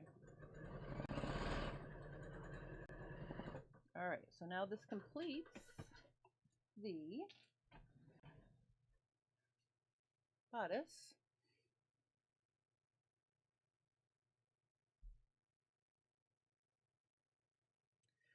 Lean says, can't you double the stripe also and enclose the gathers of the skirt inside to look and feel nice? Yes, I could. Yes, I could, but I'm not gonna. I know that's a poor attitude, but I'm literally just want to make this thing. I think it'll be okay, I promise. All right, so see, now I've got, look at our cute little bodice. So cute. And see, on the inside, all the seams are finished. So what I'm going to do, I think, is I'm just going to pin it at the side seams, and I'm just going to baste these two layers together, because right now I am going to, and I'm going to finger press my seam allowances open, put them down so it's not bulky, and I'm going to just baste all those layers together. Like this. So open and together. So it's not bulky. I'm going to serge the skirt onto the bodice, so it'll be okay. All right, and again, I'm just basting these layers together.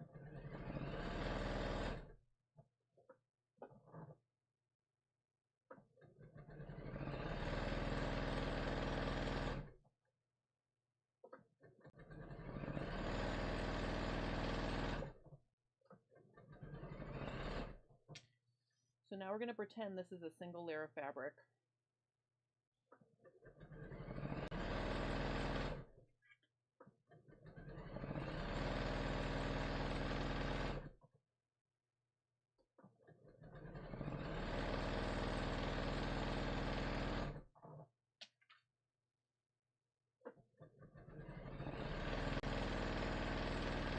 All right. Okay, so here is our bodice. This is the front. Okay, what I'm going to do now is I'm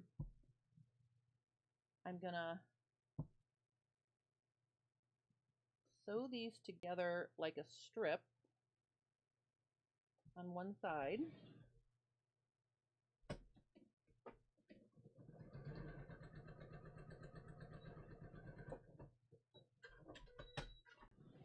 And then what I'm going to do is I'm literally going to just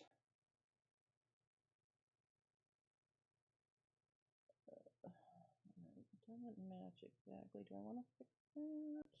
Yeah, I think I want to try that again. Hold on. I didn't like the way that lined up. Hold on. Let me do that one more time. I feel like I'm dealing with sort of a shifty, well, I am dealing with a shifty fabric here. All right, let's see if that's better. All right, I'm happy with that. So now what I'm going to do is I'm going to stick this. I'm going to, I am going to, trying to decide if I should serge this or not. Probably I should.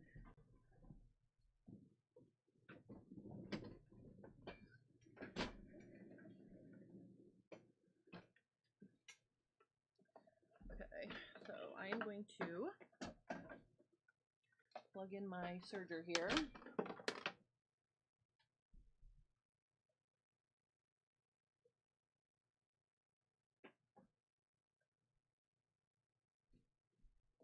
All right, so I'm literally just serging. I know you can't see me serging it, but I'm basically just going to serge that this little seam allowance right here because we don't want it to fray.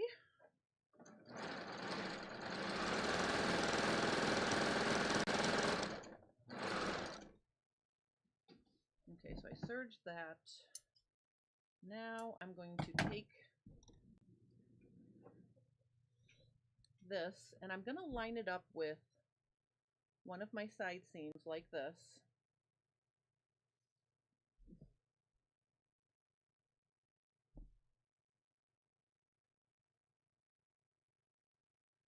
Oh, Mary says this.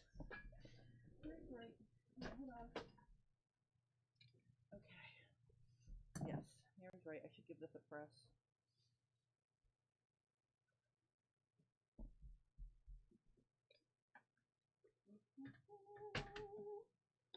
Let me give this a little press.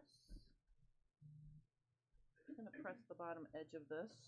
I mean, I think it's going to be okay, but let's see here.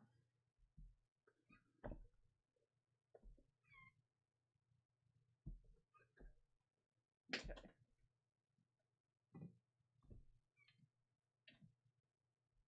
All right.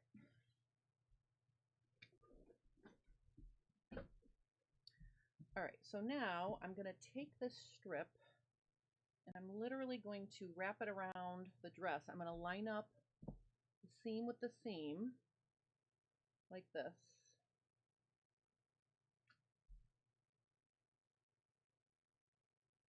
And I'm going to pin it around, and then when I get to the other side, that's where I'm going to mark how long it needs to be instead of measuring.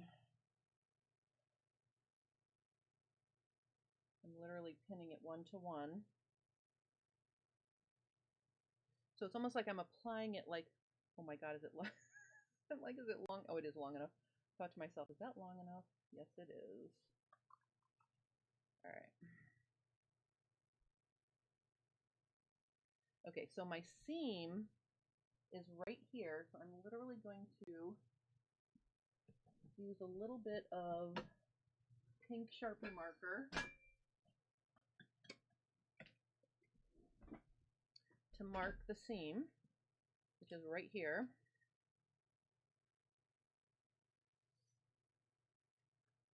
So I marked the side seam with a pink Sharpie marker. Then I'm gonna wrap it around the other side.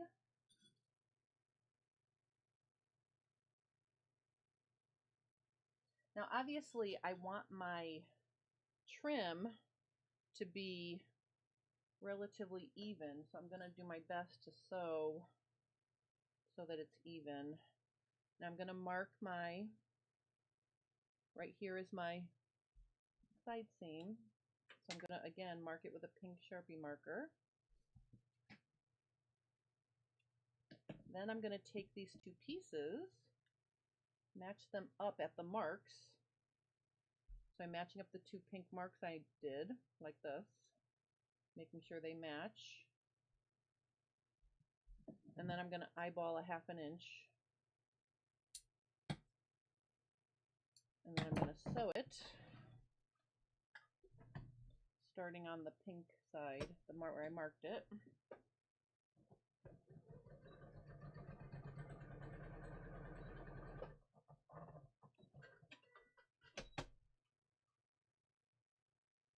And then I'm going to serge it.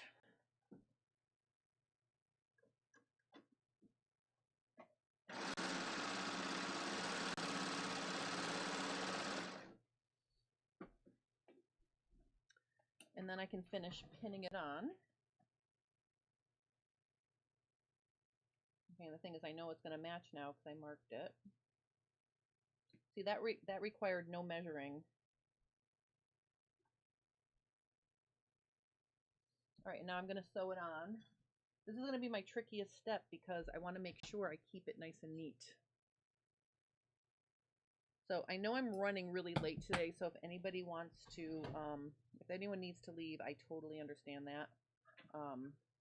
So what I'm going to do is I'm going to sew from this side so I can see my stripe, and I'm going to try to keep it pretty, you know, I'm going to try to keep it, my presser foot level with where I'm sewing to try to keep it as even as possible.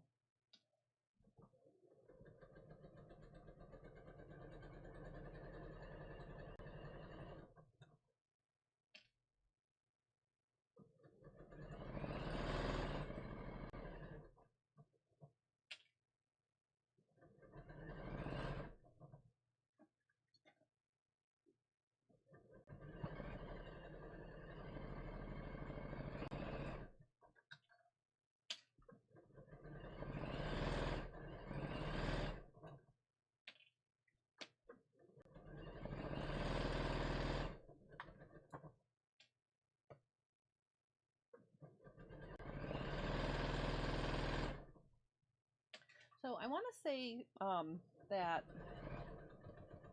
you know, people say you can't save money in sewing. I used a 40% off coupon, and this fabric was $15 a yard. I got it for 40% off, so that's a pretty good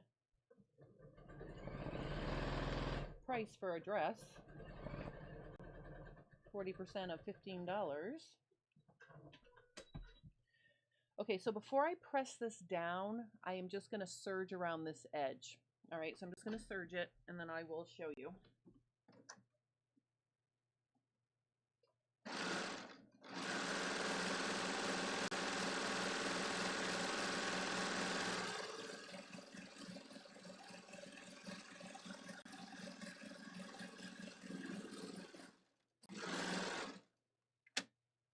So you know when I get to the end, I'm not going to veer off the edge. I'm going to overlap a quarter, put my knife down, overlap a quarter,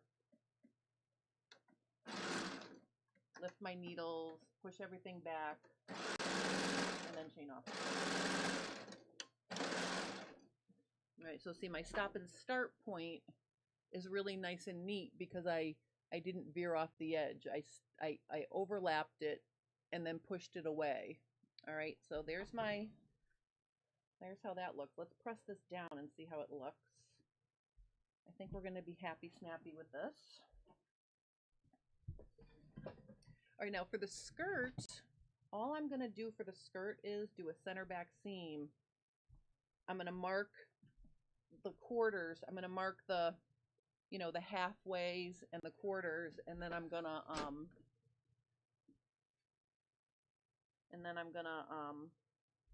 just serge it on, gather it up all as one piece. So I'm not going to make a front and back here. I'm going to press my seam allowance down.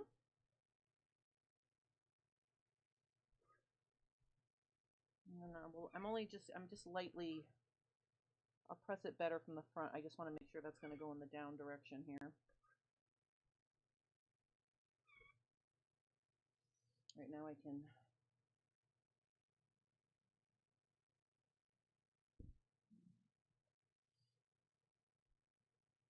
I think that's going to be cute to have the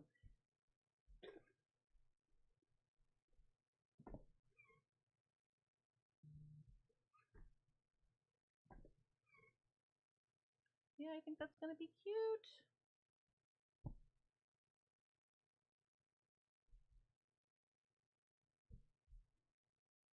All right, so that's how we're looking.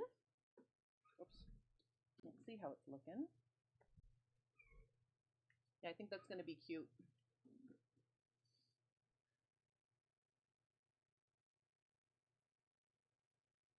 Oh, Mary says, what people need to remember is all sewing is custom work and original. Oh, yeah. Well, this is definitely custom original. Okay, so I've got that part done. I'm going to move that out of the way. Now I'm going to take this. And what I want to do with this is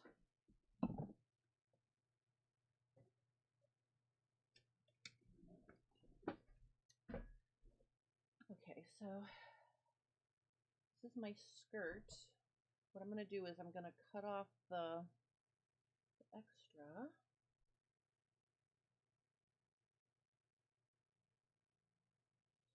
So we're going to have to make this into a neat rectangle. So let me just put my machine down for a second.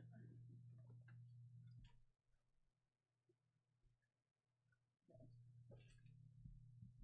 All right, so what we're going to do is I'm going to line up my edges here.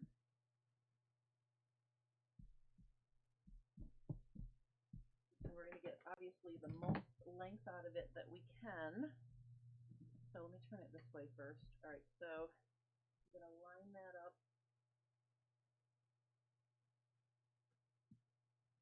Sure it's green. Okay, so that's good.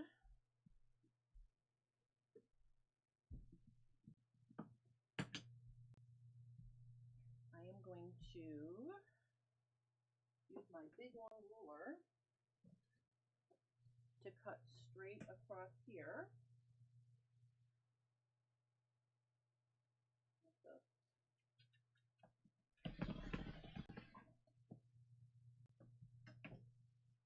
And then I'm going to turn it around like this.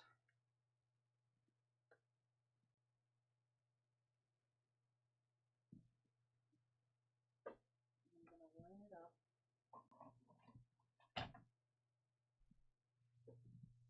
like that so that this is straight. I'm using the grid on my cutting board to make sure everything's nice and even here. And then I'm going to cut this off.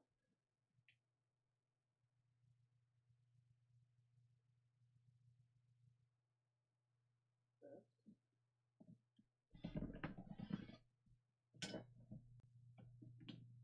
I need to cut a little bit more.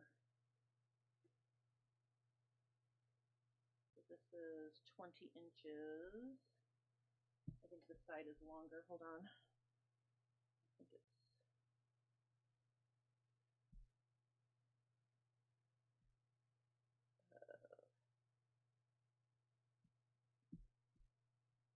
this part right here needs to get trimmed.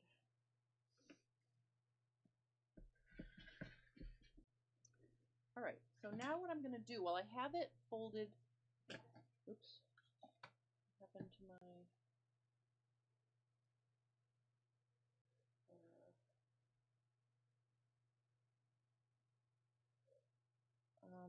uh-oh, what happened to my thing working?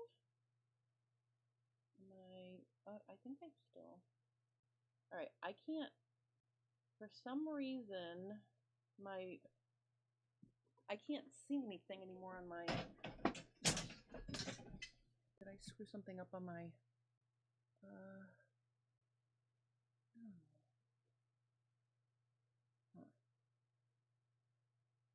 I don't know what happened. I can't see you guys anymore, and I can't see you anymore, and I can't see any comments anymore. What happened to my video? I don't know. I'm going to keep going, so if you can still see me, great. And if you can't, I'm sorry, because my whole studio on my YouTube studio went blank. But it says I'm still live, so I'm going to keep going, but I can't answer your question, so I'm so sorry. All right, so I'm going to mark. This is going to be the center front. That's going to be the center back.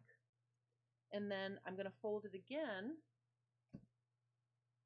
And this is going to be my side seams right here, basically. So I'm basically quartering my, I'm quartering my skirt pieces. And now I'm going to gather them up.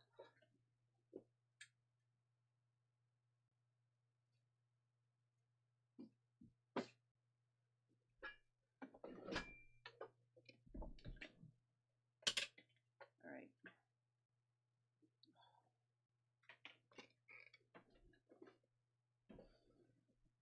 All right, that is so weird. I can't, let me look on my phone. I don't know if I'm going to look on my phone. Oh yeah, see, it's not working.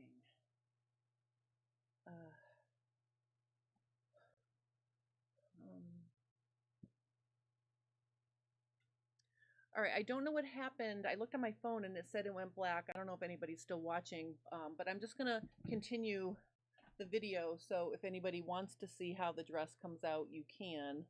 I know we've been on here for a long time, but I really want to finish this dress, so I'm just going to keep going. While I was not, so while there was a little boo-boo, I marked the quarters of the top of the skirt. Let me just show you quickly.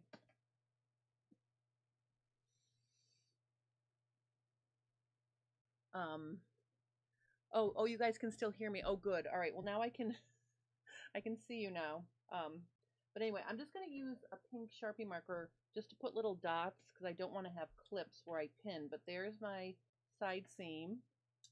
Here's my center front, which will be centered on this pink stripe. Here's my other side seam, and then the back. So now let's do it. I'm going to show you my favorite way to gather if you're gathering on the sewing machine. I like to do 2 rows of gathering stitches, and I think I'm running out of bobbin thread, so instead of playing bobbin chicken, I'm going to just wind another bobbin. I'm sorry. All right, let's just wind this bobbin, and then I'm going to show you how I gather.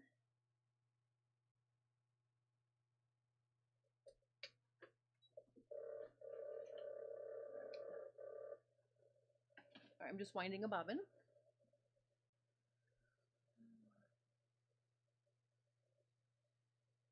All right.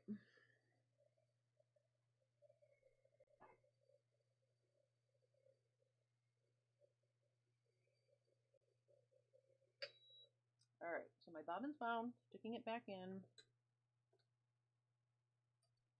And then just thread my needle.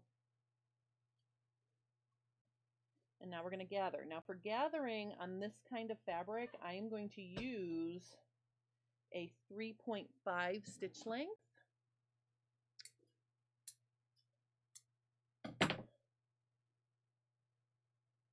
Okay, so let's just,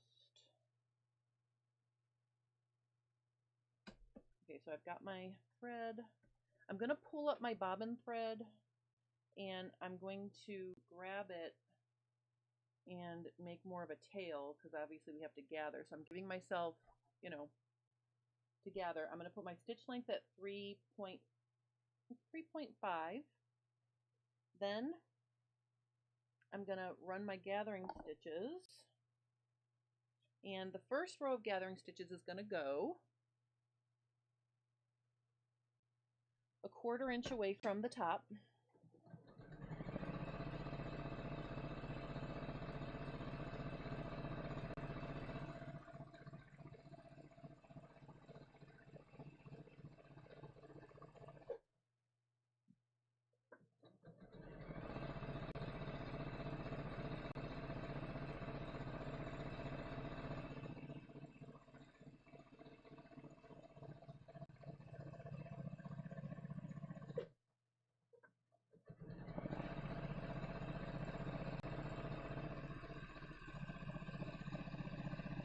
All right, when I get to the back, I'm not going to use my thread snippers. I'm going to make a long tail, right? Because I want to be able to pull those. And then I'm going to do a second row of gathering stitches. This one's going to be 3/4 to an inch away. And the reason why I'm doing that is because I want to be able to stitch in between my rows of gathering stitches.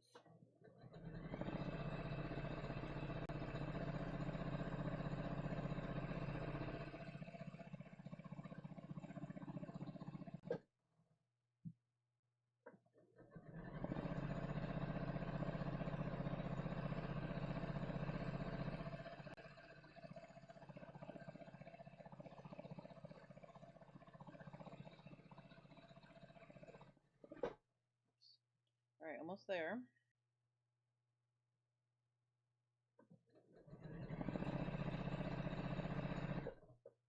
I'm stopping about a 1/2 inch from the edge because I'm going to sew my 1/2 inch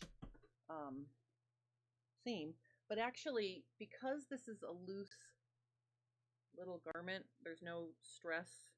Well, no, I'm going to sew, let me just sew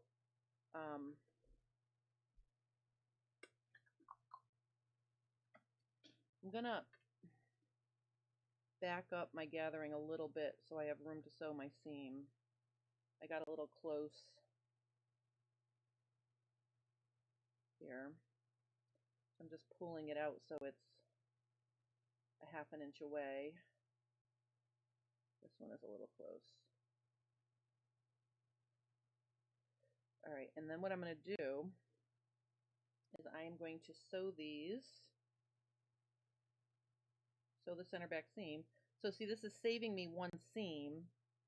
You know, little girl's dress, there's no shape to it. It's a rectangle, so I'm just going to tuck my gathering stitches like away from where I'm sewing. And I'm just going to sew my center back seam, making sure I don't sew my gathering stitches tails.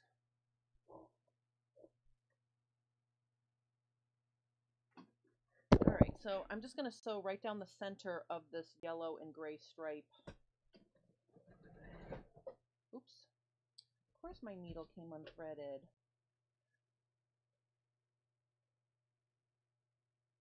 This is like the 2-hour dress. I think, well, almost 2 hours. I bet you I'll be able to finish it almost in 2 hours. I didn't start sewing it right at 1, so it's like my 2-hour dress. Let me try that one more time.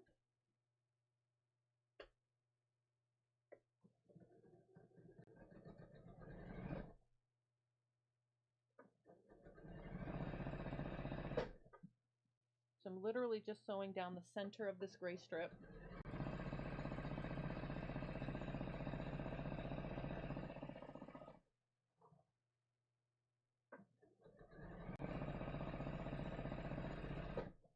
And now I'm going to serge off the extra. And again, I don't want to serge my tails, so I'm making sure those are not getting caught in my stitching.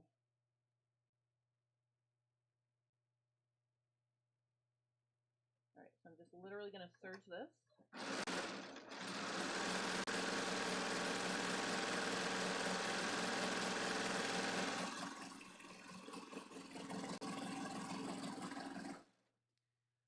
Okay, now, okay, this is really the last step. I'm going to take my bodice right here, and I'm going to take my skirt right here, and I'm going to turn it so it's, I'm going to leave it inside out. I'm going to find my center back. So my center back, I'm just going to find it by matching my side seams.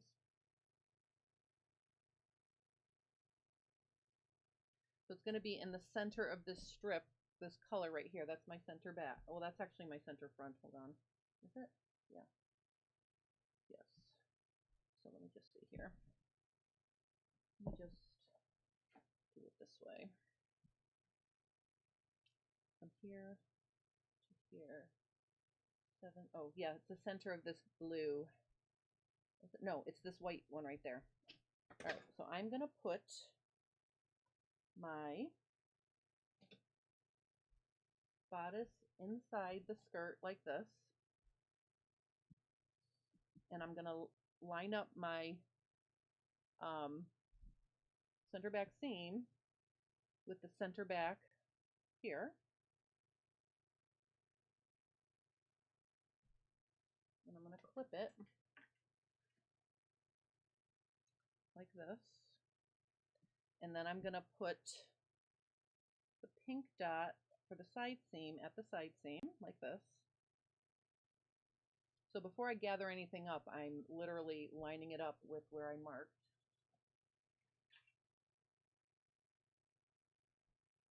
My center front is going to go at the center front right here. And my center back, my side seam is going to go on my side seam. Now all I have to do is gather up between the pins. Now I did leave gathering tails in the back, so I can start there, but I can also pick it up with my stiletto, and I can actually gather from within the garment as well. So what I mean by that is, what I'm thinking, it might be easier. Now see, here is one side of my center back. It might be easier for me if I find my pokey stiletto, which I had a second ago. Stiletto.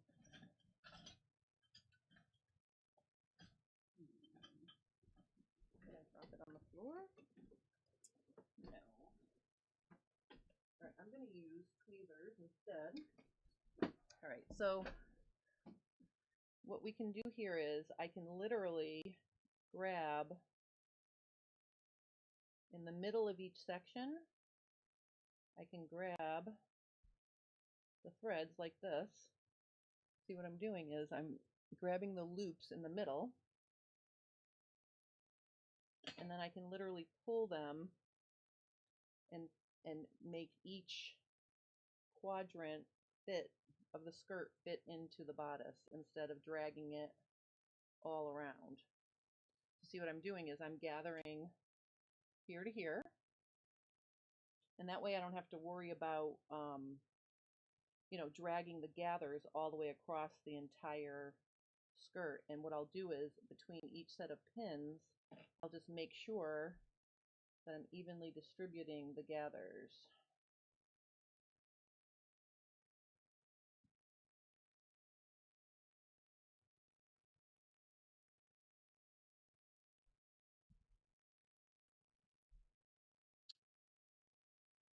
And what I wanted to show you guys is if you have 2 rows of stitching, then you'll see the gathers are held really nicely between them, and that makes it easy to sew without causing like gaps or any funny business. So I can pull them down like this, and then they're nice and organized. So literally I'm going to pin, and I'm going to pin so I can see the strip, because remember I want my strip to be my strip I want to look even. So that's the side I'm going to sew on.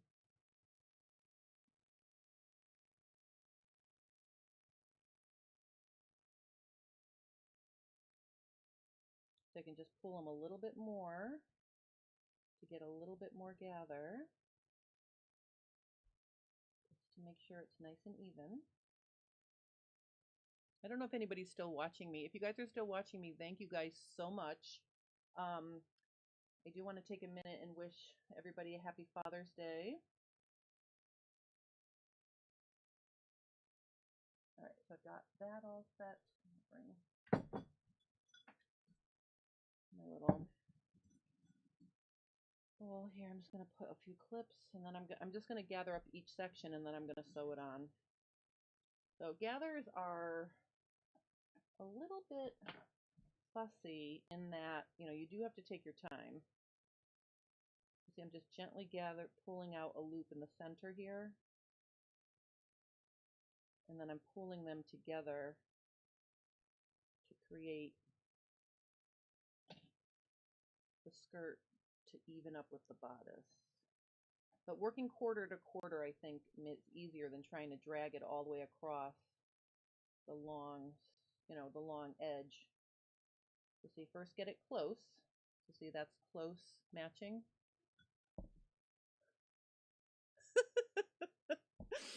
Oh. Oh, okay, you guys, thank you guys so much. Tana's sleeping, I know. I'll be completely honest with you guys. Sometimes if I'm working on something that takes a long time, I really feel like I'm torturing you guys. I feel like, you're like watching paint dry. I don't know. But like this, I do have to take my time a little bit here because I want to make sure I, even up those gathers.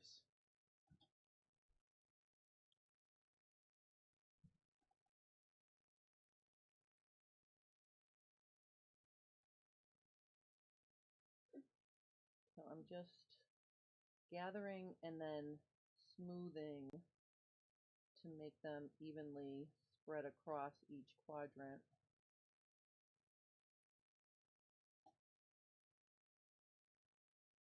But the important thing is, notice that I can actually straighten my gathers. See how they're nice and straight?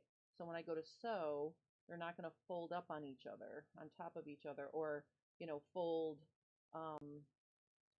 or create little pinched pleats or anything funky. They're gonna look nice because I'm holding the top of them and the bottom of them together with those 2 rows of gathering stitches.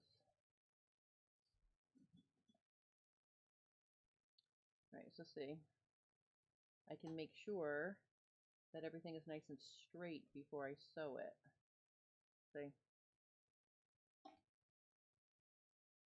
Mary said we can leave anytime we want. If we're still here, we want to be here. That's true. I know you're not held captive. All right. All right, I've got half, oops. All right, I broke it there, so I gotta get it there. A stiletto works better than a tweezer because it's a round shaft and you can go get in the stitching. My tweezers have sharp sides, so I did break one of the threads.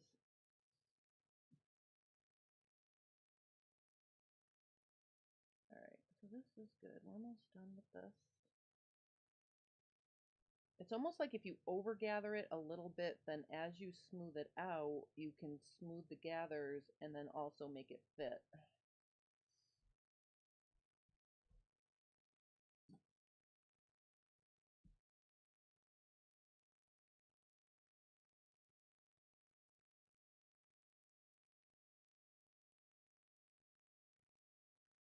Okay.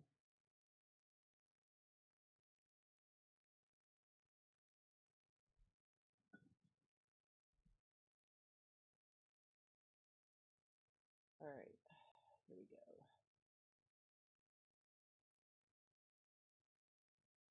Alright, we're almost done. We just have one more quarter to go.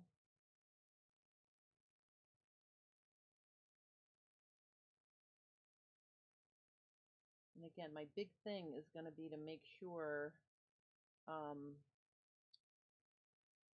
I sew the bottom edge of that strip evenly so the strip looks like a piece of trim, you know, an even piece of trim. I don't want my strip to look uneven when I sew it.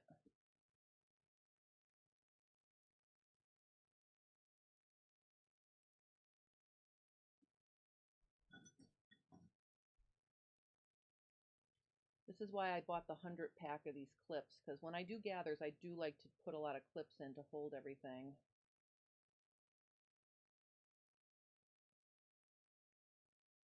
All right, I'm on my last quarter. This is exciting.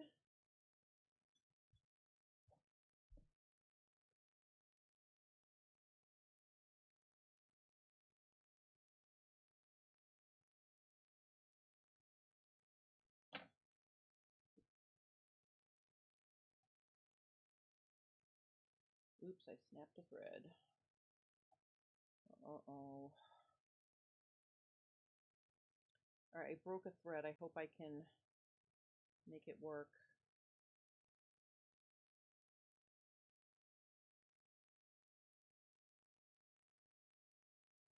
All right, so I'm gonna...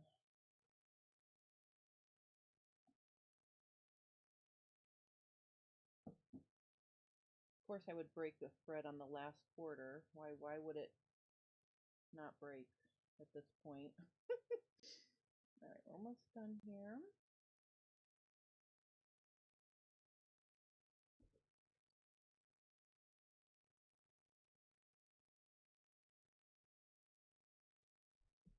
All right, because we're gonna have to do a little repair. Oh, let me just see here. All right, Michaela has to go. Bye-bye. Thank you for watching. And then Ginger Snap 7 says, plus watching you sew a project can help affirm how we do things or learn more organically by seeing it done. It's so helpful to people to find it, and I find it relaxing to watch. Oh, well, thank you. All right, so I'm going to put some actual pins in this one because I broke my gathering thread. So I'm going to put pins here so I'm really holding everything as evenly as I can because I really don't want to go back and put enough more gathering stitches here. So I'm literally just going to like pin gather or make sure that I'm sort of evenly distributing things even though I broke the top thread. The bottom thread is still intact, so I'll be able to fold it down there. So up here I'm just putting some pins to help me stay. So see, like here there's no gathering, so I'm literally just going to hold it with pins. This is how I would set in a sleeve that has a lot of fullness in the cap too. Put a lot of pins where I snap the thread.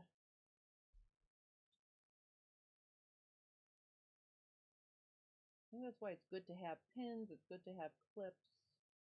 You never know what you're going to need in your project. All right, so see, I've really pinned the daylights out of where I broke my thread. All right, so I think I'm going to call it. Let's just look at it quick before I start sewing. Just lay it down like this. So you can see. All right, so I can see everything. Looks like it's pretty good. All right, so I'm going to start sewing. And what I'm going to do here is I'm going to start in that treble area so I don't lose my pins. I'm going to start right here. And again, we want to sew oh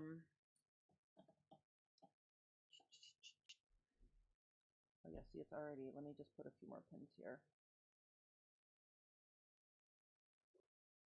Oops.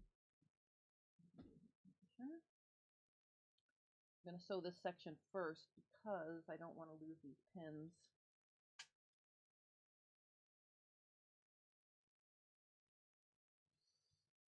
All right, so we're going to sew, start right here.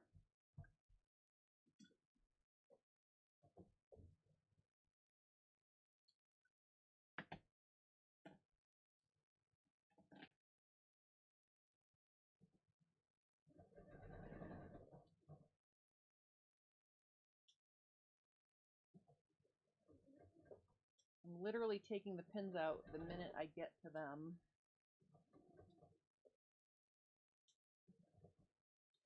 This is another nice thing about these magic pins. They come out really well. They're very easy to remove. They have the little ridges in the tops of them.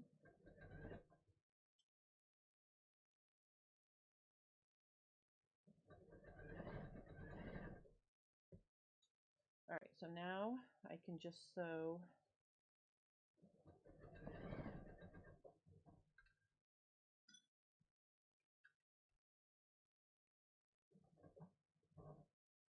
a minute, let me just make sure this is even. So for this seam, I'm literally just sewing right on the edge of the red stripe.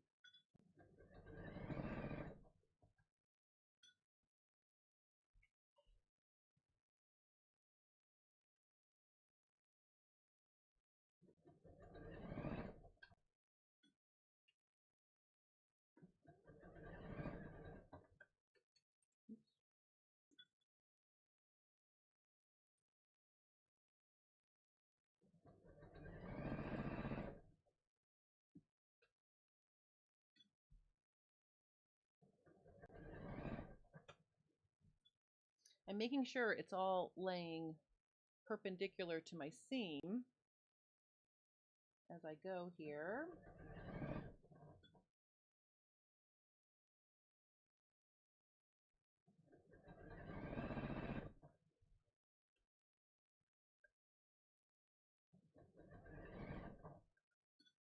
I made sure that little side seams on my band are, the seam allowances are laying flat. I did not twist them.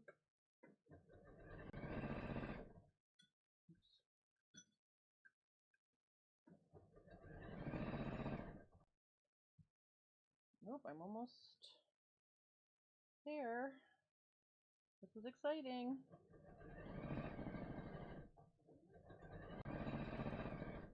All right, I did it. All right, let's see how it looks. This is exciting. Lazarus is saying, today you are my ASMR. What does ASMR mean? ASMR? What does ASMR mean? Can you tell me? It's when you have the really quiet sound. It's really relaxing. Oh. And oh, this is stinking cute. Like,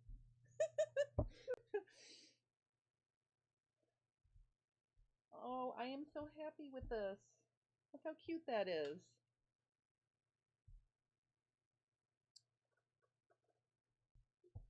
All right, I'm giving Lean, I don't know if Lean is still here, but I am giving her another gold star because this is perfect. Is Cameron here? I don't know. Cameron was coming here? Yeah, can you go downstairs and see if she's here? Oh, by the way, that was cute. With that Oh. thing down your head. Okay. That's what it's named after. Okay. It's fun. All right, so here's the thing about Anna explained to me that ASMR is a calming thing, so I'm so happy that I'm calming. And what I want to say here is, notice I have a row of gathering stitches below my seam, so I can remove that, but I don't have to remove the one above it, which is kind of cool. So I can pull out the gathering stitches below.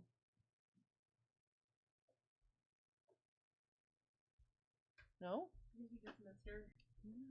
She was here. My granddaughter was downstairs this whole time, and I was going to run downstairs and have her try it on, but she left before I could finish. So she'll have to wait till Wednesday. But I do have to hem it anyway. But basically, there we are. I'm like super excited. Look at how cute that is. Oh, wait a minute.